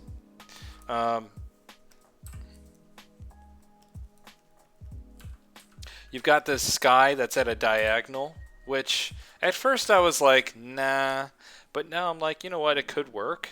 It's just that the diagonals that you've done here are all like, all these clouds are all evenly spaced, and the sky isn't a flat screen. The sky, it recedes, it has scale, there's perspective, and the clouds should, you know, even though they're at a diagonal, they need to bend, right? They need to bend in. They need to, if they're receding back, they're bending and receding back to a vanishing point. And as they recede back, they start off very large shapes, and as they go back into space, they get smaller and smaller and thinner until it falls off to the horizon line, right? And there needs to be some sort of direction or motion. If everything is moving at that same diagonal all the way across, it's going to flatten out and create a screen. That's going to prevent us from not receding back into the painting. right? You also have another diagonal right here of these mountains, and they're all kind of going in the same direction. Now that's fine. I mean, there is an idea that is about converging angles moving at the same direction throughout a composition to create a rhythm, a pattern, like some sort of visual rhythm. And that's a good idea in general. But what's happening is your composition, in your composition, especially these individual shapes, they're all roughly the same size. You know, all these are roughly the same size. So, and that's a problem. So when we're thinking about fundamentals of design and basic design, you want to keep this simple idea in mind. Is you have your dominant shape, then you have, you know, like subdominant shapes that are smaller, and you have accent shapes. 1, 2, 3. Whenever you're painting anything in nature, whether it's a set of trees, leaves, you know, mountains, whatever it is, any shape, none of the shapes, I wouldn't say none of the shapes, but the shapes generally you do not want to be the same size in a composition, right? Because if they're all the same size, it's not dynamic, it doesn't sell scale, it just looks flat and simple. So the hardest thing to do when you're painting an environment, especially a natural environment, is that that nature is random and nothing is ever the same size. Nothing is ever quite the same shape, right? So this is just a principle to keep in mind.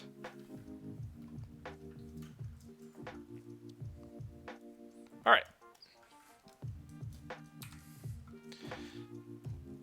Also, what's happening here is this foreground is just kind of getting lost. So I'm going to create some separation, because this is a good focal point. This is a good, like, all these little tangents here, tangents in a good way. All these little elements here, I'll say, do lead our eye to another focal point here very nicely, and the clouds could nicely lead our eye back down again. So you have a good formula here for setting up a nice composition, a nice read that'll keep us in the painting. So really good job, actually, with that. But we just need to execute on that. Oh God, there they are. What do you mean you weren't using Shape Tool? Look at this. You can't do that in Procreate. Or did you make like a bird brush?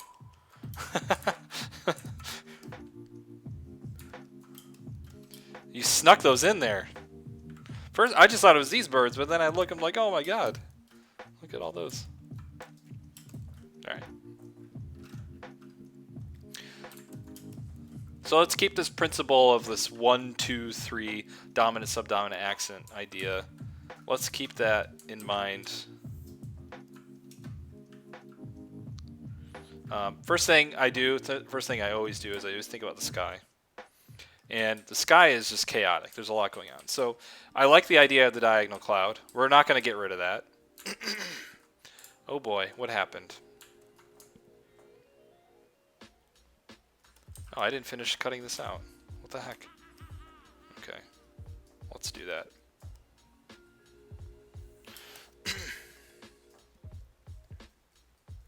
Good old lasso. All right.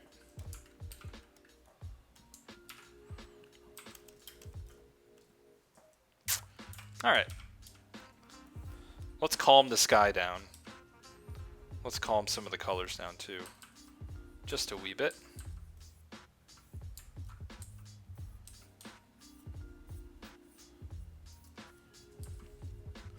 All right, we'll keep in mind this idea of dominant, subdominant accent.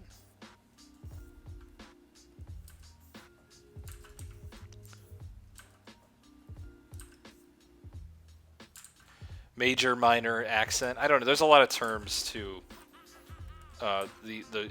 this idea of forms. I think if we move the sun on the 3rd, since it's popping out so much, and we put it up against, you know, we put it right up against this mountain here, I think it would be really nice because it then kind of pops this mountain out in a really nice way.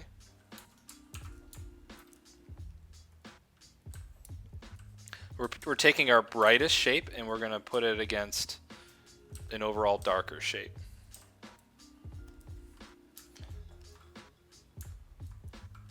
I'm going to try not to change your colors, which you've got so much.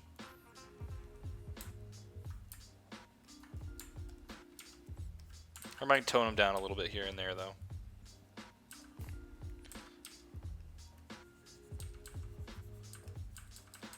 We got this diagonal cloud, but let's put that diagonal cloud in perspective and have it recede into space.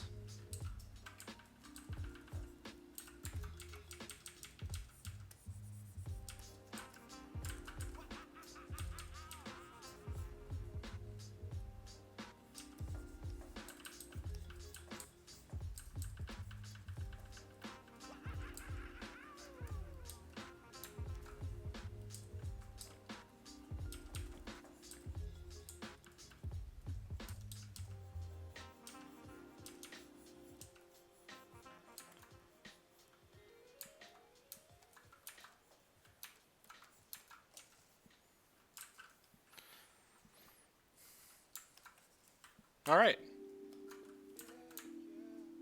And let's see, you got like this kind of super hot paint color wherever the light is interacting with the cloud. So let's keep that consistent. So where this light source is going to be hitting these purple clouds, that's where I'm going to put that hot pink light.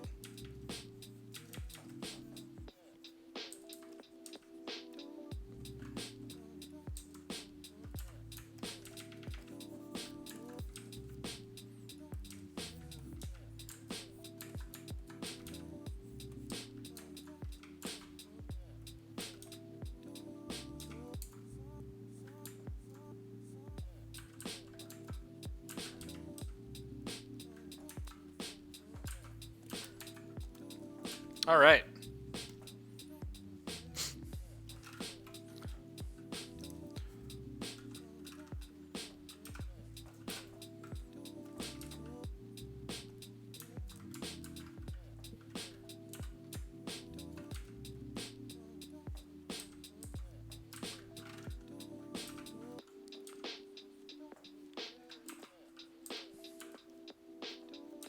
Are you guys having stream problems?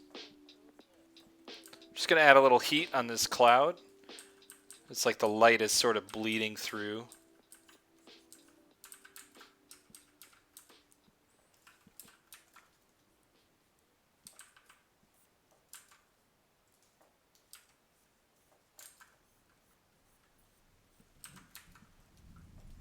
All right.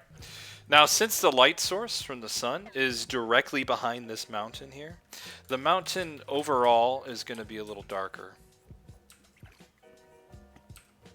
Of course, atmosphere is going to be acting upon it quite a bit.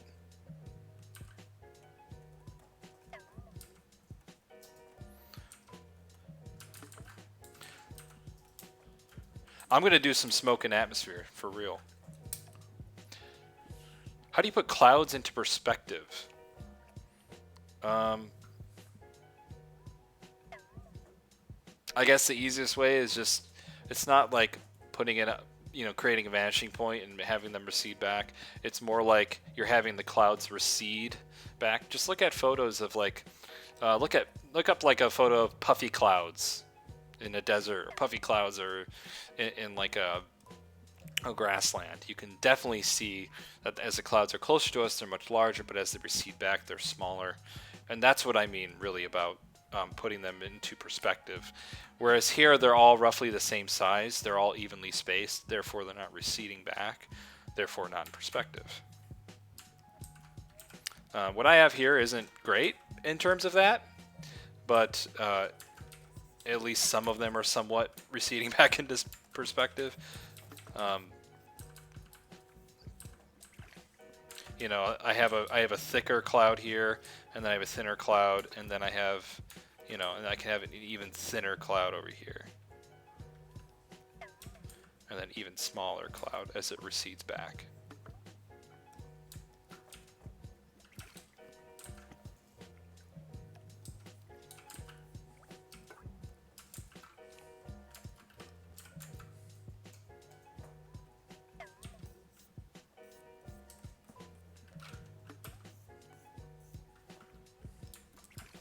Okay, so this mountain, because it's in front of the light source, it is not going to receive that direct light, that key light. All right, so where is that light going to hit? It's going to hit the side of this mountain over here.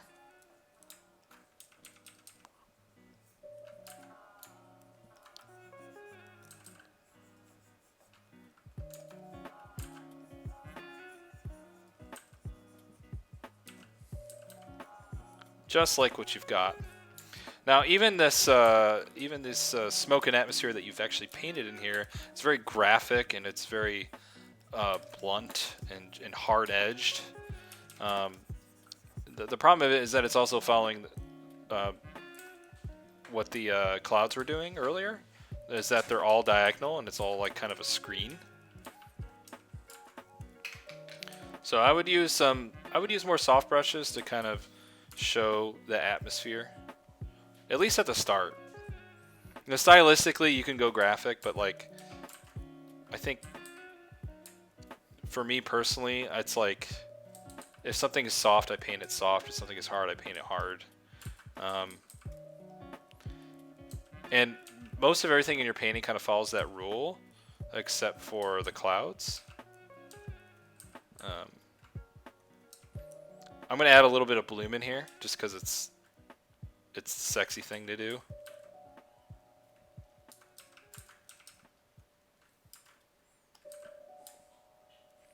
And I like that hot pink light.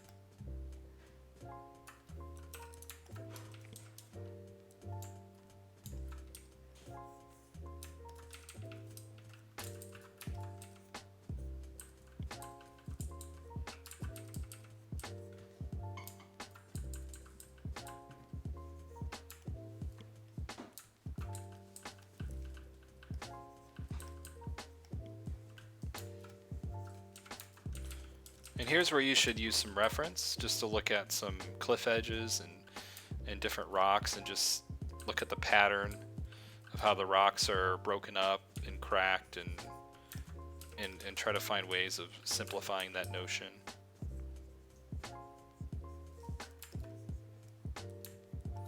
And try very hard to not make any of the light or shadow shapes the same size and evenly spaced. You don't really ever want that.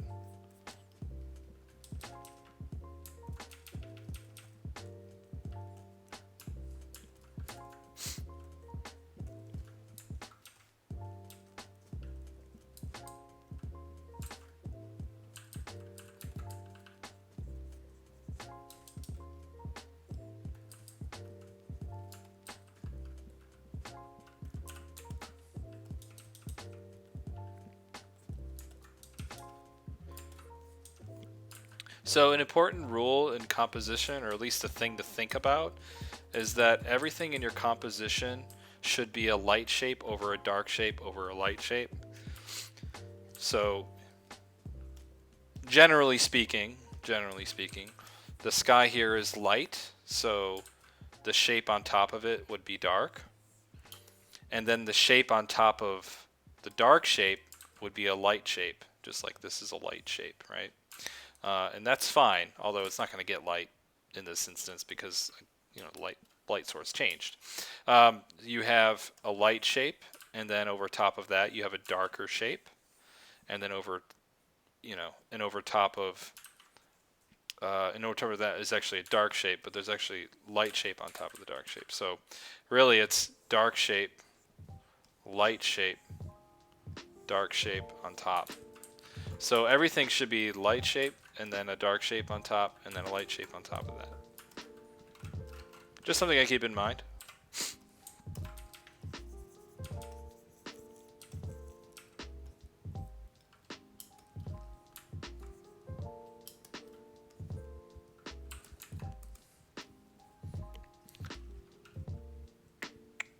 Now the issue that I've got going here right now are some of these shapes here. If you notice, we're going to try to follow that 1, 2, 3 rule, dominant, subdominant, accent. But what we've got here is we have this small rock detail, and then another rock detail, and then another rock detail, and another in the top of the rock. Now, all of these are spatially the same, right? You know, these are all evenly spaced. It's like a jigsaw, you know, not jigsaw, just a saw, like a saw blade. What we want to do is just break this up so it's not all the same, because they're all kind of the same right now. We can still have that detail cut into the edge of the mountain, but let's make them all, you know, make them, you know, break up their spacing so they're not all even. So now it's like here, here, here, here, right? They're not all the same now. Okay, so now as we get, this mountain is farther away. You know, this one is much farther away. This one is closer. So if you were to imagine all the mountains being roughly the same size, and as they get closer, generally this should be bigger if it's closer to us. Now, another thing that's happening here is also, these are also moving at the same angle. These are exactly parallel to one another. And you don't want that. You want them to be at diagonals to one another. You know, they're all moving towards our focal point here. You want everything to kind of point towards the focal point throughout the composition. I'm excusing some of this, but we'll get to that in a second. Because some of this is evenly spaced and parallel too. But I'll allow it for now. This is the thing that's kind of sticking out to me. So what we could do is change its angle to something like this. And it's a little closer to us. So you're going to be able to see some of the trees that are growing on top of this mountain.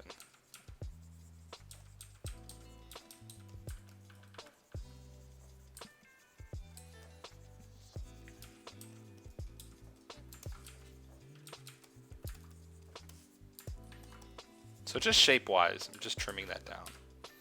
And I'm going to cut this down a little bit just to simplify that notion. Because we don't want to busy up the edges of the painting. We want to keep the edges of the painting very, very simple.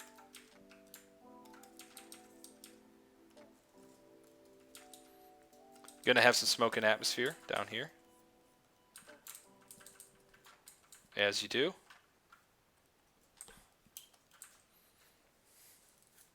Tangent in the V.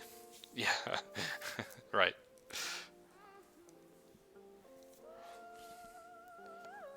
Isn't it good to be diagonal? I thought you said that creates rhythm. Yes, diagonals are great, just those are evenly spaced. Those are parallel, yeah. So now what we have is much stronger. We have this kind of V shape, and they're both pointing towards our main focal point. So that's good. We no longer have the saw blade. That's good. And I added a little flare here. That's fine. As long as I don't add a detail that's evenly spaced. Right? Okay, let's deal with this. I'm going to flip it just because it gives me another look at this thing. Now, I want to simplify this notion right here. Again, simplify, simplify, simplify. That's kind of like all of my feedback is usually simplify. And I'm going to create another diagonal and more trees, more tree details.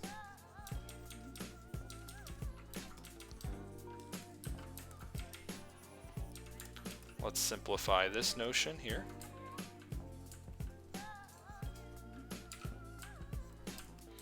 And I'm going to get rid of that little bit of a tangent in the way it's overlapping. And we're going to have some light come in. And that light is going to greatly light up this area of the mountain just behind our focal point. Okay. We're going to have some nice, deep, warm light lighting the tops of these trees, creating yet another visual contour that's leading our eye to the focal point. Plus it looks sexy.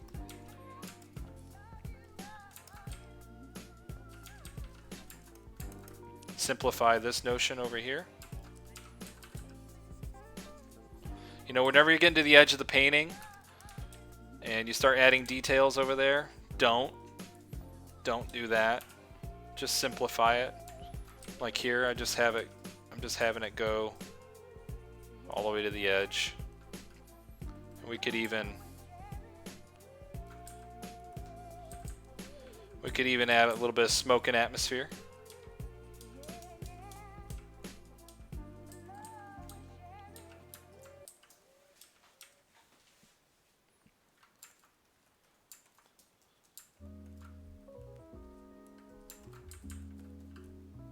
Just to keep from adding too much noise over there.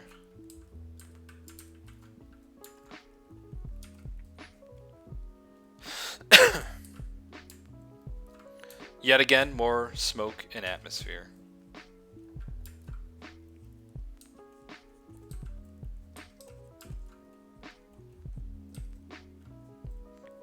Get that blue smoke and atmosphere that's in the shadow areas.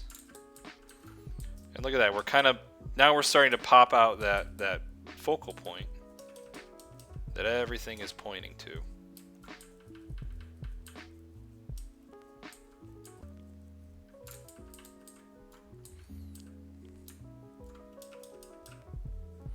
I can mess with this edge just a little bit, just to show that there's yet again more smoke and atmosphere receding back. I'm just diminishing edges that are not important to describing the overall form. That's sort of just how I think about which edges to diminish and which not. If you can get rid of that edge and it's still that edge or that form is still defined, then you're A-okay.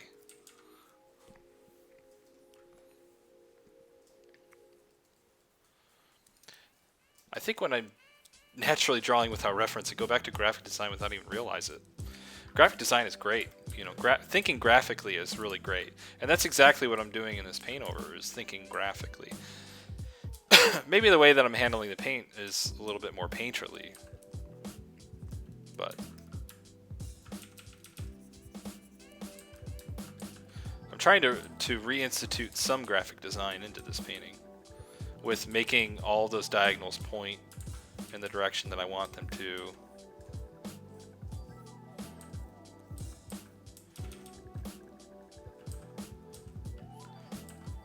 This thing is kind of reminding me of that Firewatch game. I don't know if you guys played Firewatch.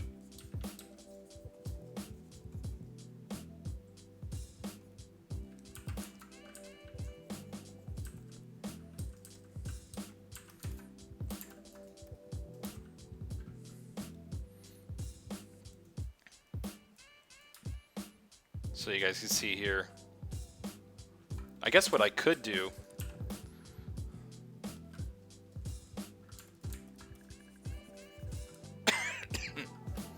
more mistacks.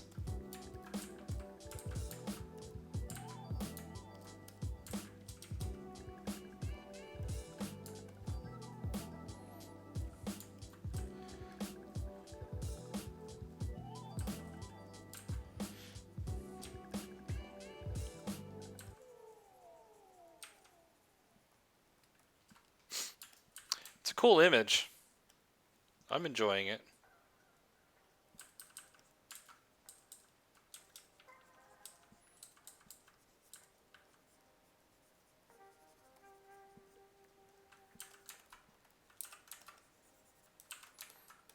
All right. The thing that's a little strange is that you, in this painting, you were going very saturated, these wild colors, but then your foreground is just, it's very normal in terms of color choice.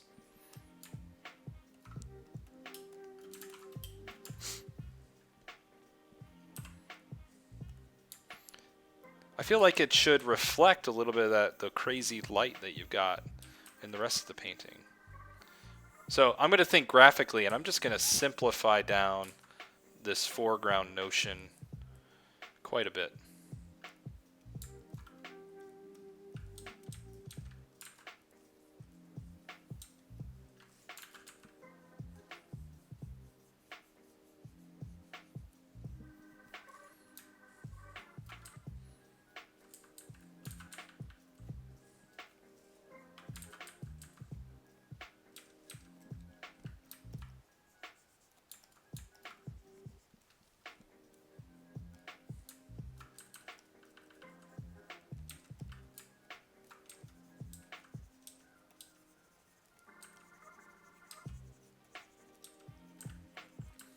Going to bolster up these trees, also simplifying them and turning them into a diagonal.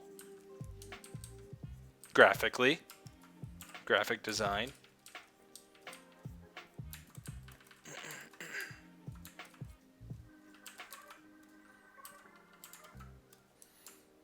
Let's put Georgie back in here.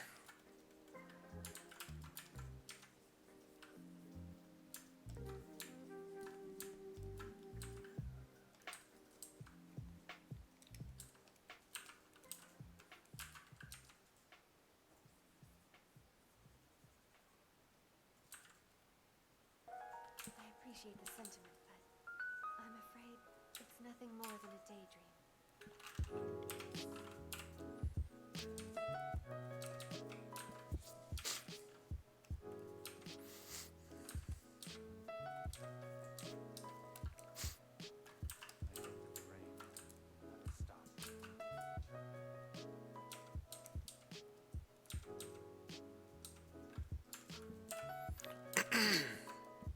All right. We're getting near the end here. We got some of that nice warm light filling up our foreground. Could even have some more,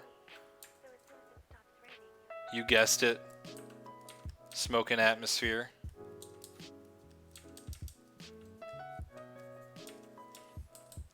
Kind of helps pop out that foreground again.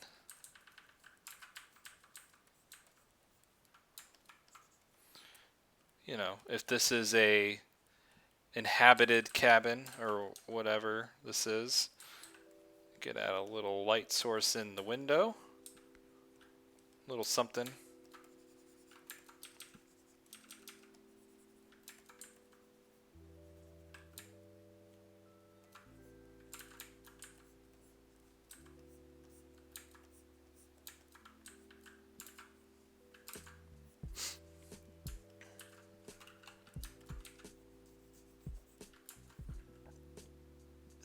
Let's add some grass, but you know what? This grass is going to be getting a little bit of that light, right?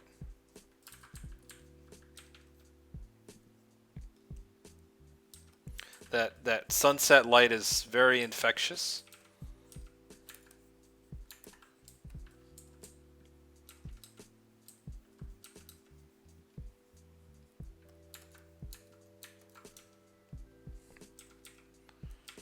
Is the focus on the house or the character?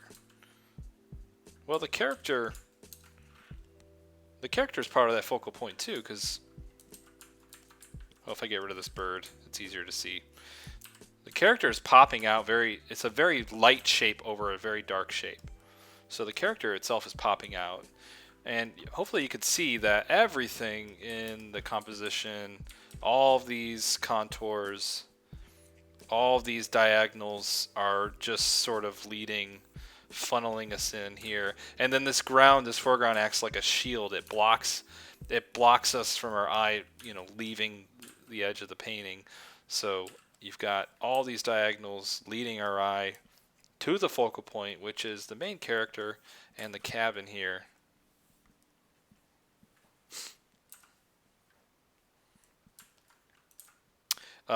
These trees here I could see these being like even much, much bigger because they're foreground trees. Again, in the painting, like these trees were painted very similar to the other trees. So if we have these trees over here on the side, really big and really dominant, right? So we'll have our dominant trees right here, subdominant trees here, accent trees here. We get the 1, 2, 3 read in just the trees.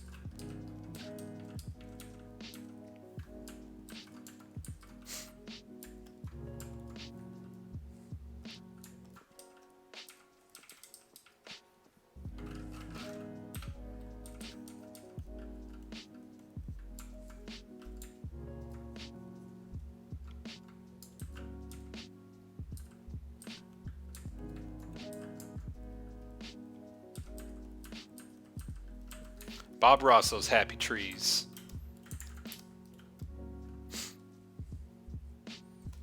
And don't forget the birds.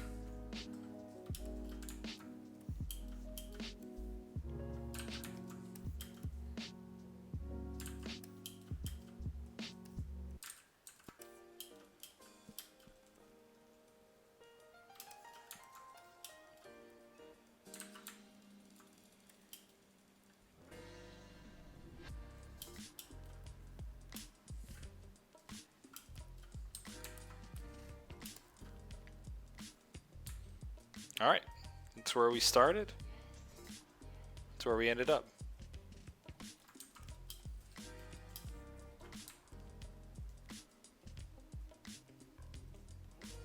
Just keep in mind when your object is in front of your light source, it's going to be in shadow mostly. It's not going to be receiving that light. And the thing is when you put your light source directly in the middle of the image like that, it's hard for anything to have light because, think of it as like you did a sculpture, you're very proud of this sculpture, and you want to now take a picture of it and light it.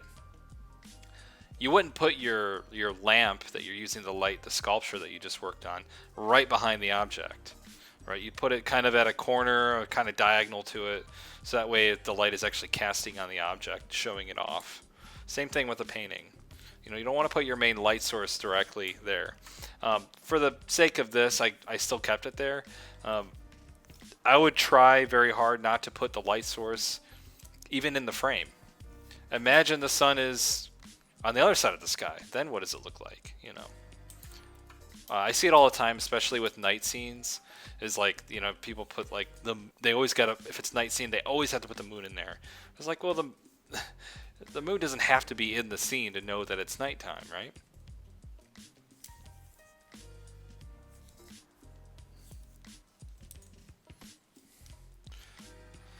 All right. Let's check it. Always got to check it. Because this color is crazy. Let's get rid of that color. Let's get rid of all that detail.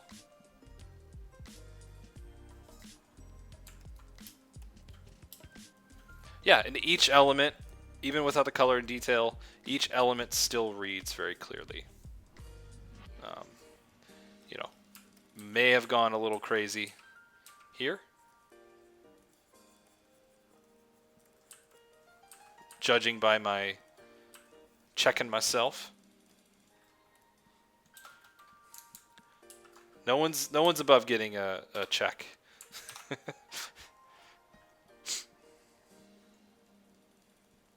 There we go. That's better. Let's see where we were.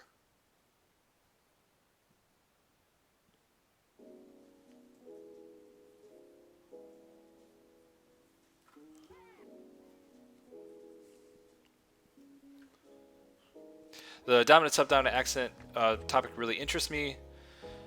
Did I ever explain it before? Maybe like the last feedback stream. Not sure. So you want each, you even without the color and detail, you want everything, each silhouette, each part of the environment to read clearly, and the light to feel consistent, and the scale to feel nice, and the design of it to feel nice. It's a lot of things.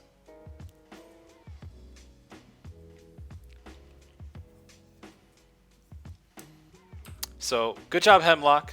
It's a good image. Hopefully, hopefully this stuff makes sense to you.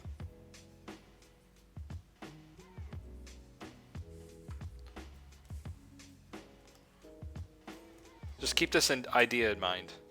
1, 2, 3. It's a very basic fundamental of design.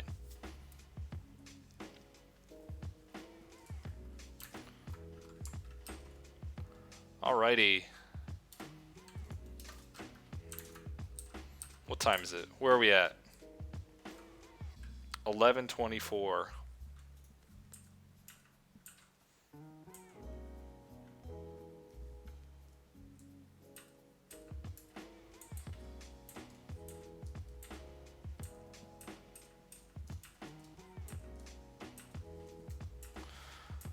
Oh man. Which one? How about this one? I could talk about this one quickly. This one is from Sapphire.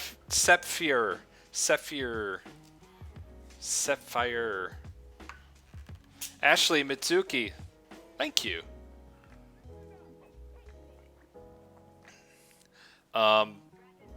This is their work. I'm just painting over it.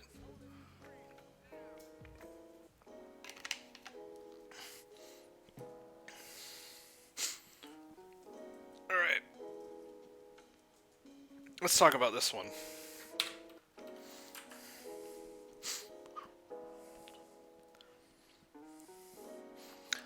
I'm not going to talk about anatomy. I'm not going to talk about fundamentals in terms of like drawing. All I'm going to talk about is light.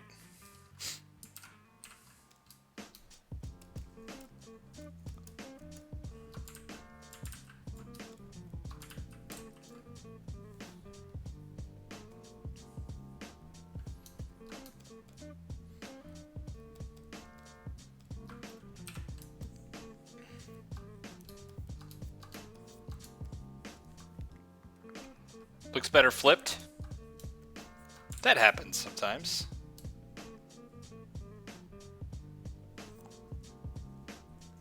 I'm going to do as I do and cut this thing out.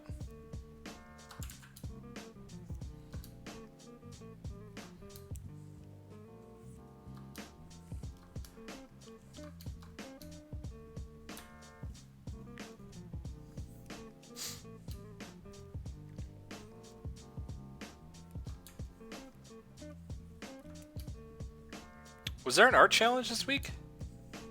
Did you guys get that done?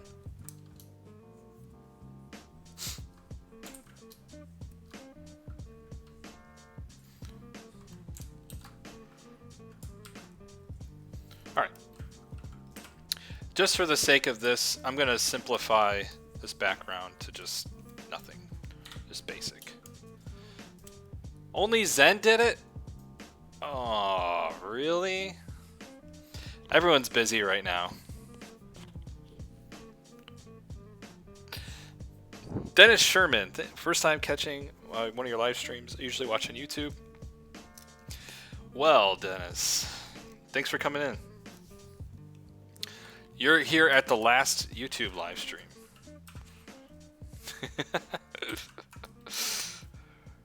Perfect timing. Okay. I just kind of simplified. I'm just going to simplify, maybe desaturate and darken. All right. And in this scenario, our main light source is coming from the top left. And I'm assuming it's the temperature of the light. Um,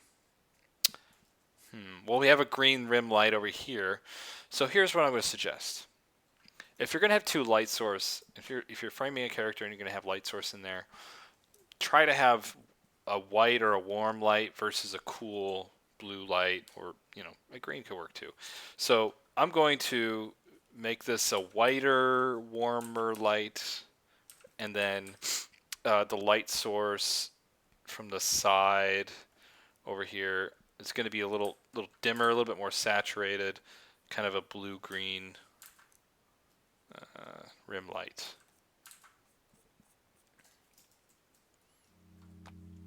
Yeah, but the flesh of the character is sort of that. So how about we don't do that? How about we go like,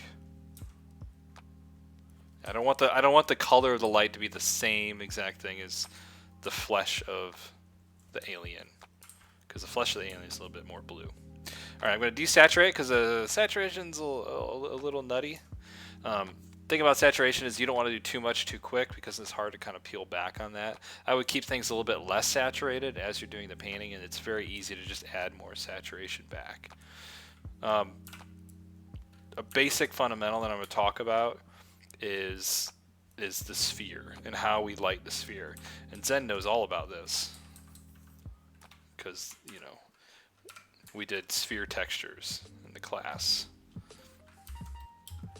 So I've got the same lighting situation.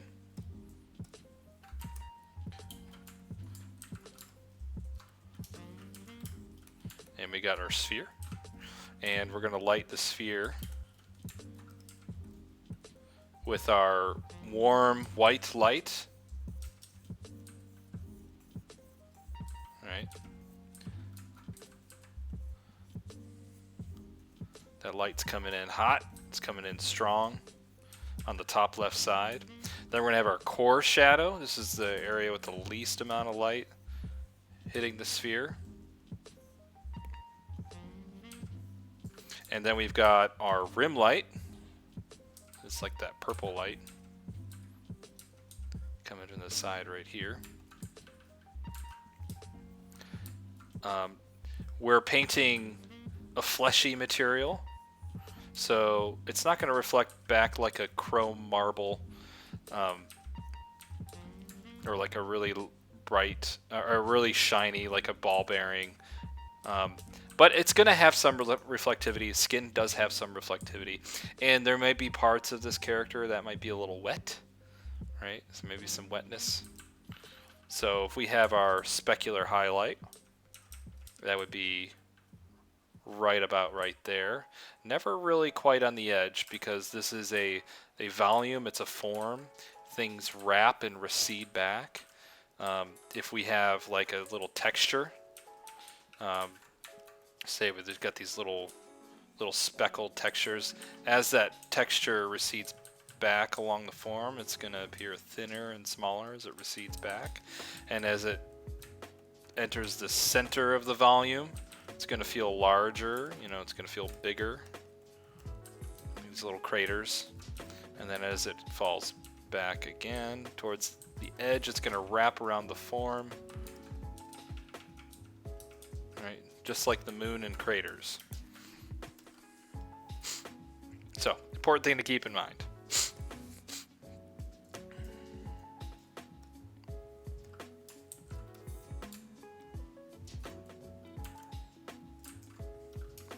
And some of that local color is not really coming through in my little study here. So that local color, that blue, will be coming across just a little bit heavier than what I've got there. Okay, let's get to it.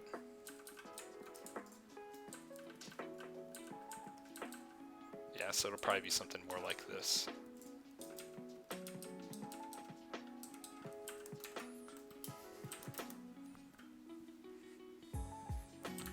Okay. All right. So I got this guy. He's locked. And now I'm just going to use some soft brushes at the start. And just pull back on some of this kind of a little bit aggressive lighting.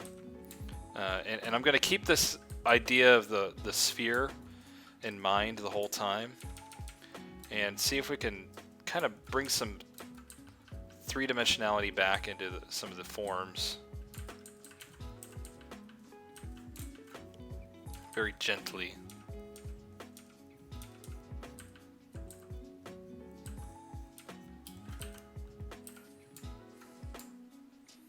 Can even select some areas of my sphere.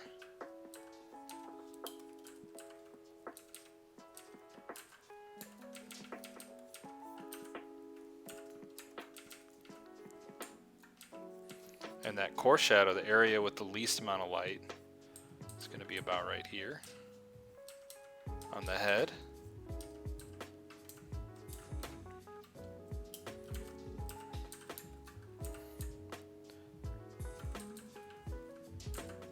Going to get a little bit of reflected light on the underside of the chin, because that light is hitting the chest and bouncing back up on the underside.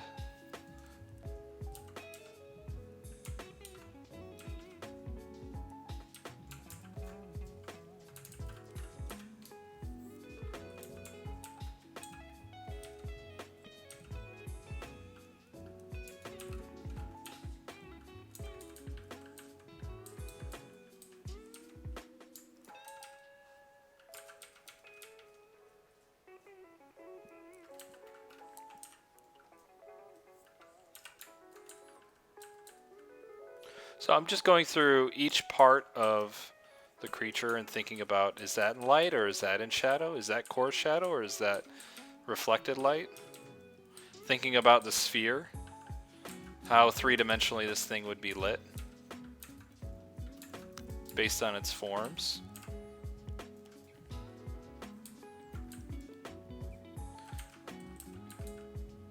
Maybe part of it would be a little wet.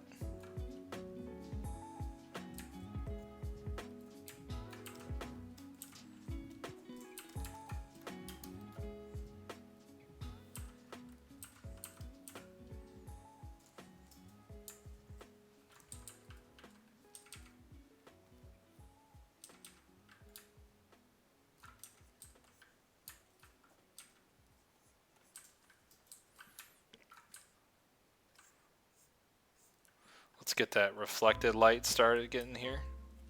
There's some reflected light around the ear.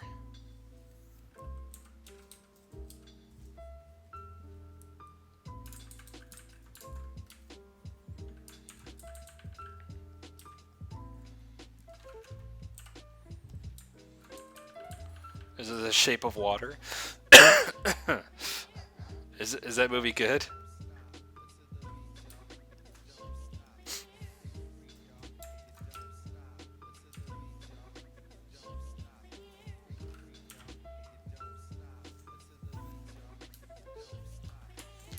Got that underlighting again.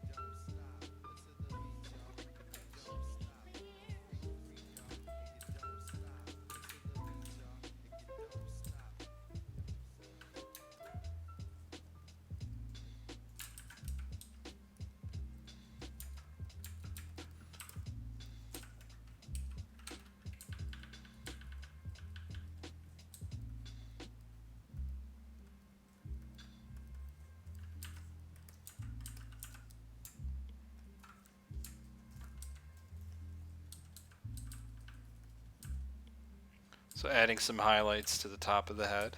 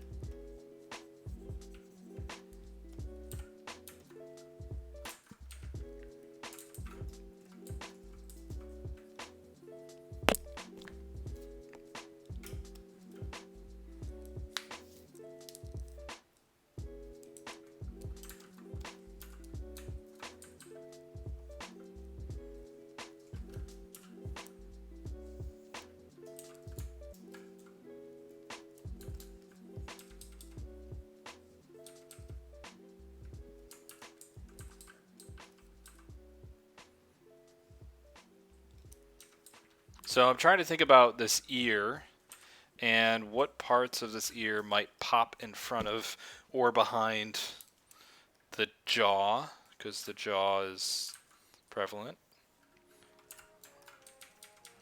So does this ear stick out to the side so far that it's casting shadow on the rest of the face, the rest of the jaw?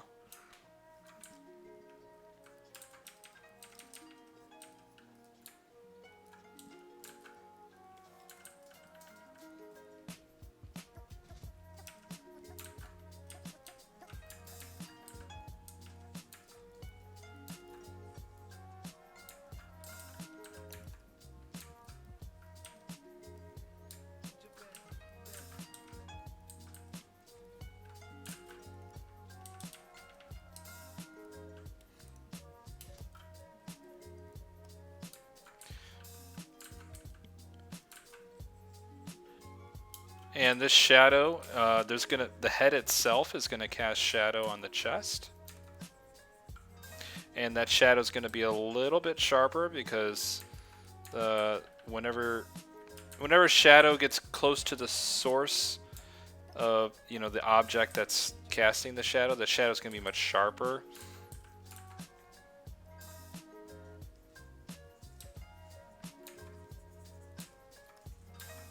So if you see,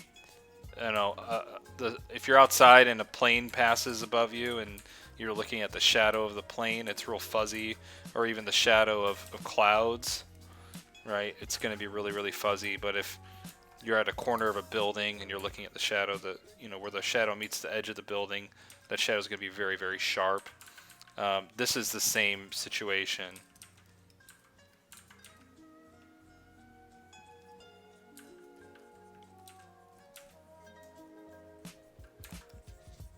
You're probably not going to get any subsurface scattering.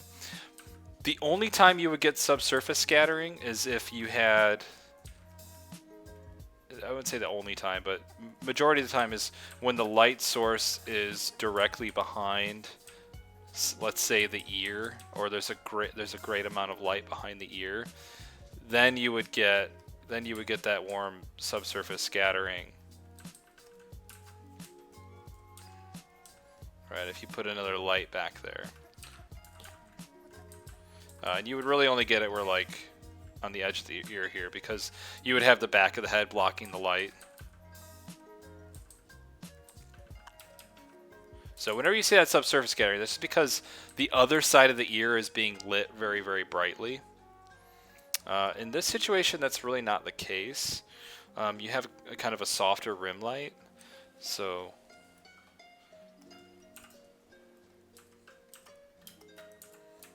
yeah, subsurface is really fun to paint, but it's not always appropriate. Look for it, in photographs, and look for it, if they like to put it in animations a lot. Look for it there too, and see where the light source is coming from that would create subsurface scattering. And just take a mental note every time you see that. And then when you do your own paintings, like, it'll come back to you.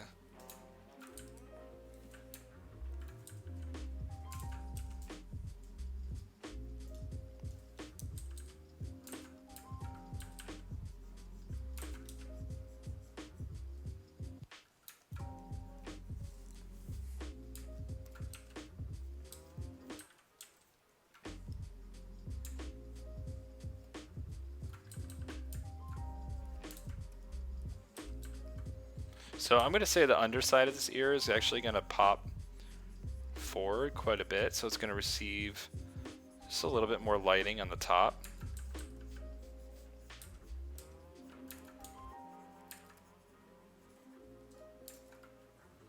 As it bends.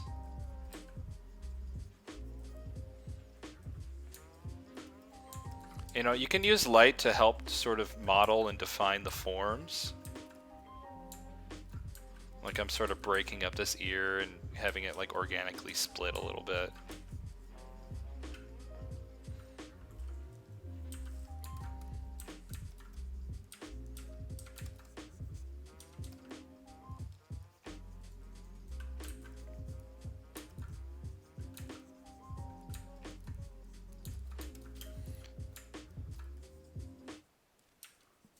You know, this chest kind of like has a shelf a little bit, how it like it pops off and it just drops off under the sternum. I don't know that it would really do that, so I'm gonna just have that shelf then catch back up underneath. Like it's very I don't want to say that it wouldn't do that. Of course anything is possible, it's your design, but usually I'm assuming this is like a pectoral muscle, even though it's like an alien shaped pectoral muscle, so it's a little crazier. Usually then you have the sternum and the rib cage directly underneath. Since that's the top, since that the top of it is top side, it's going to receive that top lighting. So I'm just having it like it shelf off. Let me get rid of that. I can erase this edge so you can see better what I mean. So more like that.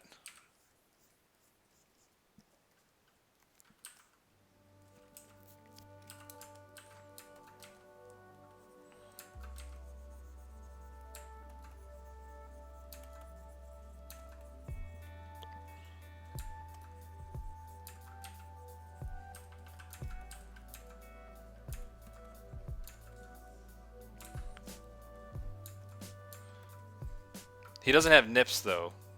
No alien nips. It's a shame. I think he should have some alien nips. No, but they gotta be purple nips.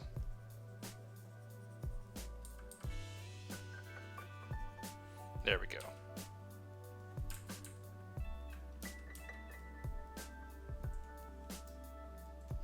A weird, yeah, he still has that weird hard chest because he still has that. He still has this hard edge right here. Yep, that's still there. It's just this is more consistent with the lighting coming from above.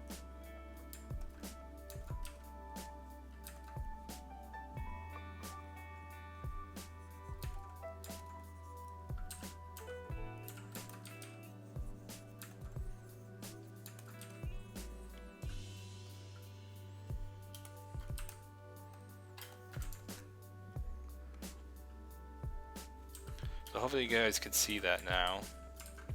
The big thing here is that underlighting. It's quite powerful. Just because, you know, here, so to illustrate this even more. I've got the key light. I've got rim light. We know that. But I also have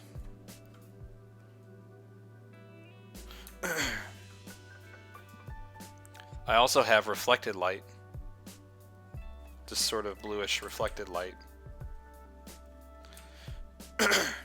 because light is coming down, hitting the chest, and bouncing back up.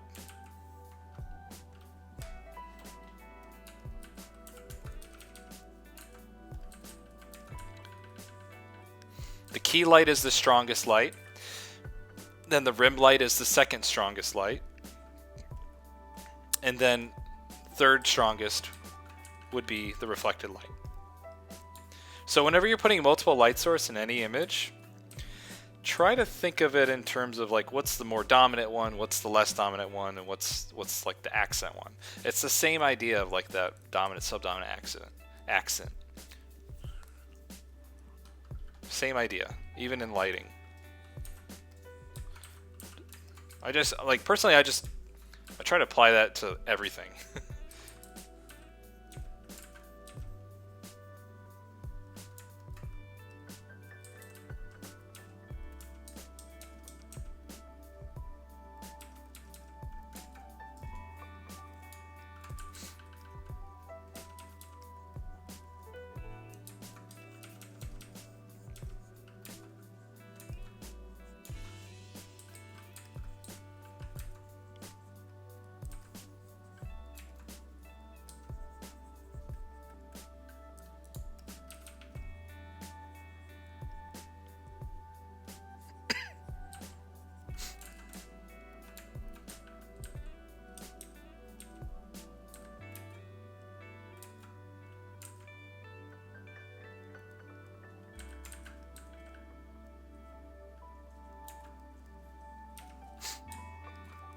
You might actually get some, you want some subsurface, you might actually get some right here. Assuming that this guy's got red blood. You might get a little bit of that warmth right here.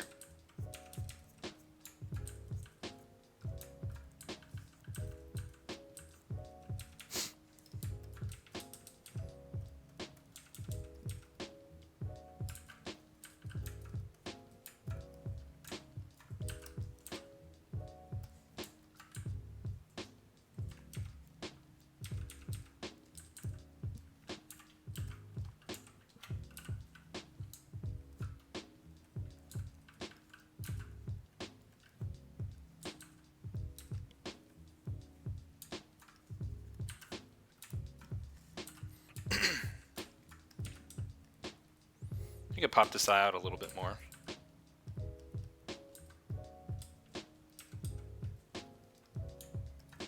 It's an alien eye after all, right?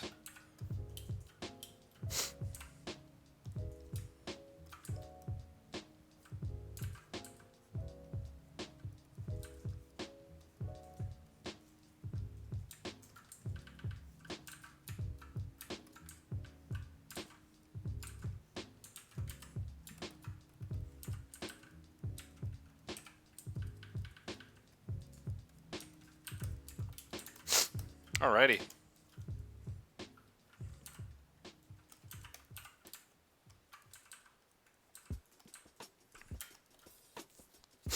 How would you add interest to the background without it being distracting? By not adding interest to it, right? If you start adding quote-unquote interest, it starts to gain interest of my eye and then it starts becoming distracting. I mean, you could paint whatever you want back there, right?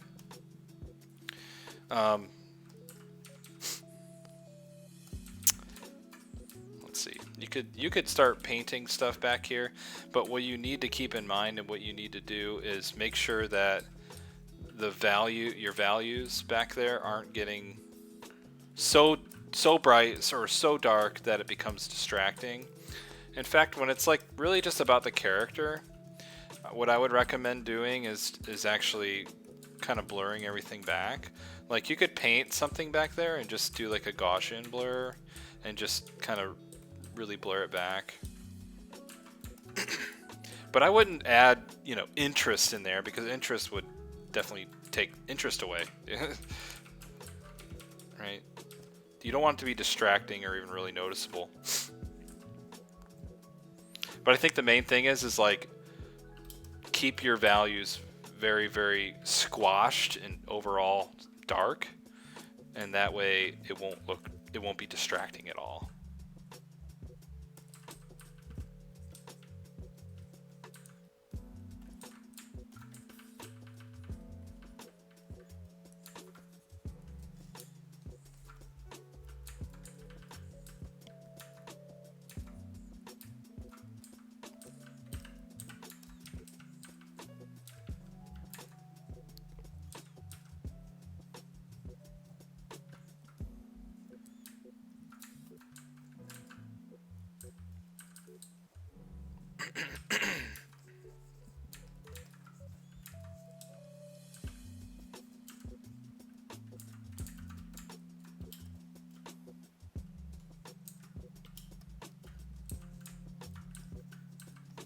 Okay.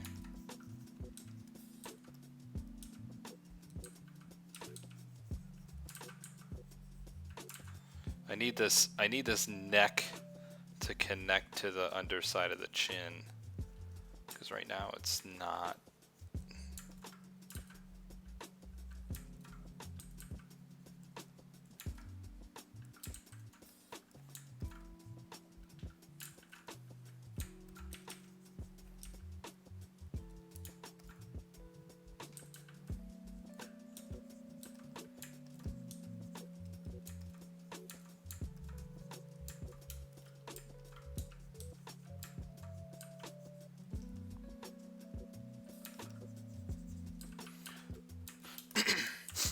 It's like a Star Trek alien race.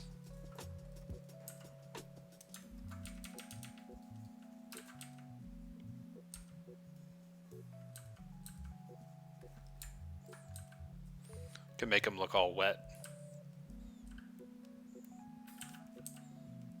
Add some specular highlights.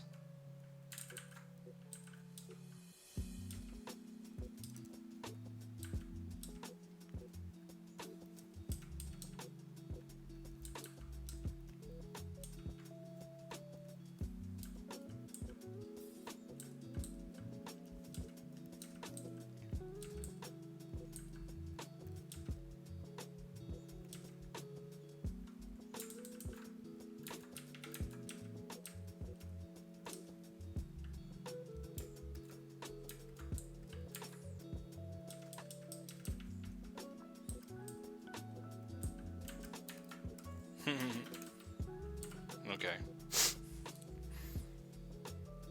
All right. That's where we started with this.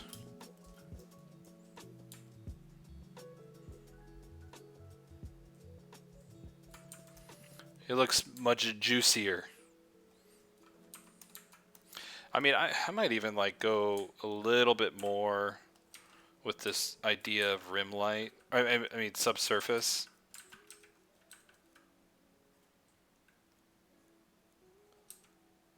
Just a little bit more.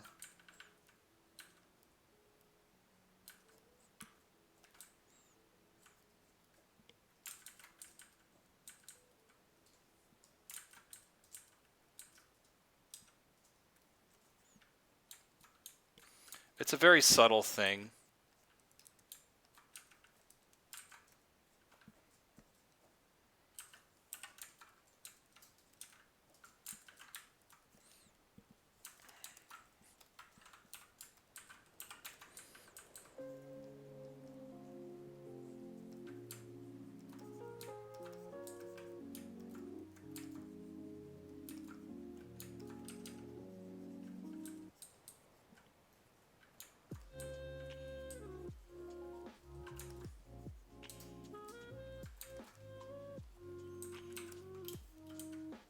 Yeah, because in the image you have a lot of blue. Like the skin is just all blue, and you never really want that. You want to add, if you have a blue skin, you want to add some warms in there, or at least a desaturated value here and there. So if you have a lot of cools, make sure you warm your cools. And if you have a lot of warms, you got to cool your warms. You know, you got to create some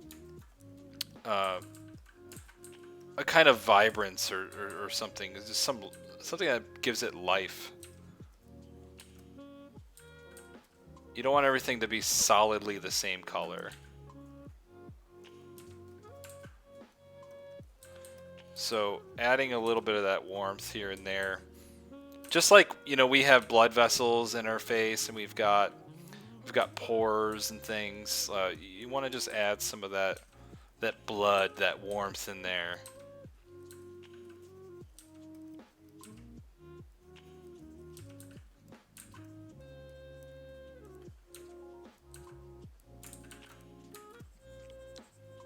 And here I'm just kind of like throwing it in there. You know, maybe that's not the best route, but you know, if I had more time, I would work it in there a little bit more naturally.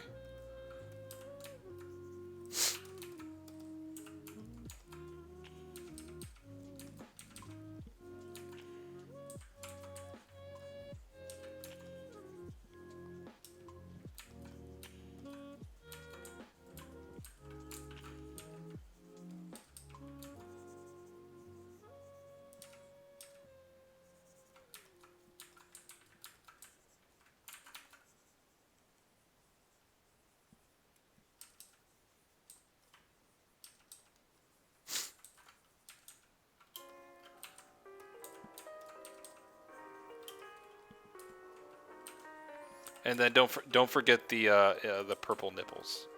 They've got to be in there.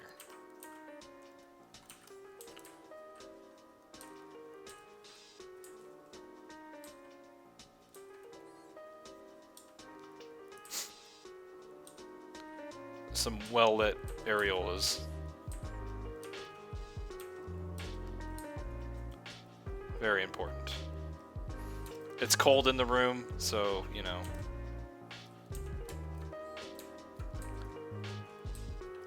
If you want your characters to feel lifelike,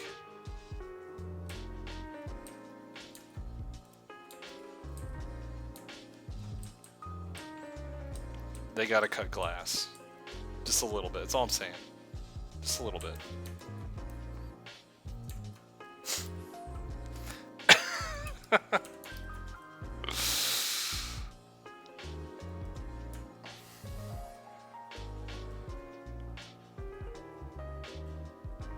Diamond cutters.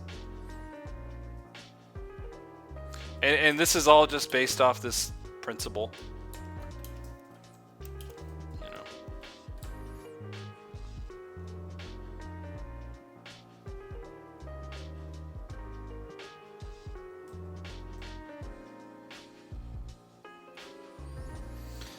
Yep, on that bombshell.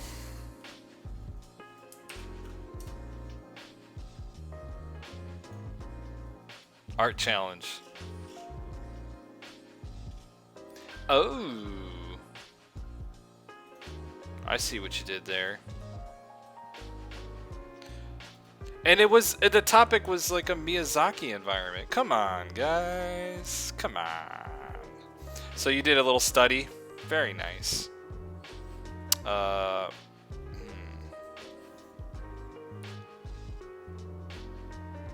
And the winner is Sir Alan. Good job. Congratulations, Sir Alan. You win again. No, of course. Of course. Of course. Zen wins. Good job. I'm all feedbacked out. It looks good. Good study. I like to see the color. I like to see something finished. I'm okay with the values. I'm okay with the values. Values are fine. Values are fine.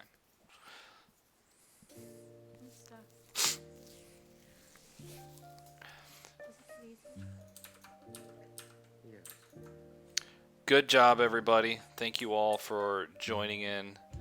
This is once again, this is the last live stream that'll be going through YouTube. From now on, all live streams are going to be going through Twitch. The reason why I'm saying that now is because next week I'm not going to be here. I'm going to be in China, so no live stream next week at all. Week after that, yes, but it'll be on Twitch. Twitch, that's it. Everything's Twitch. But I have some videos that I've got ready for YouTube, and I'm going to go back to making nicely edited videos with some commentary and stuff like that. So that will be filling up YouTube and not live streams anymore. But if you want to watch live streams, please go on Twitch, twitch.tv/Jeremy Fensky Art. And lastly, mentorship is up. If you guys are interested in joining a mentorship with me, it is very small, 3 to 5 people at max, probably just like a few people, and we'll meet privately. And you'll get an hour of my time every week for 8 weeks, and we'll talk about your work, we'll talk about assignment, I'll do a demo, a lot of chit chat. It's very personal, very one-on-one, as opposed to other classes where you get like a 10-minute video, feedback video. This is an hour where we talk to each other back and forth. So 8-week mentorship is mostly going to be about composition and painting efficiency. We'll be talking about that quite a bit. Be working from photos, like photo references for a while, and then towards the end we'll be making original compositions. So it's about composition and painting efficiency. 8 weeks. So if you're interested, send me an email at jfmentorship@gmail.com. Send me some work samples, and we'll be in touch. But yeah, the mentorship, if you're interested, I'll post this on the Discord and maybe a couple other places, but I want to just really keep it open to you guys who are watching the streams. Yeah. Is the mentorship on environments only? No, not necessarily. It's a little mix of both, but I would say mostly yes, environment, mostly yes. Mostly. So, yeah. That will be up on the Discord. So if you want to see that, please check it out there. I'll also put a link on my YouTube video underneath it where you can see that. All right. That's going to do it. I don't think I have anything else to say. No stream next week. Week after, yes. It's Twitch only. Sorry. But yeah, I got some YouTube videos coming up soon, so I'll post that before I leave. And definitely have some stuff for the new year on YouTube. That's really exciting. Alright guys. Thanks for joining in. See you next year.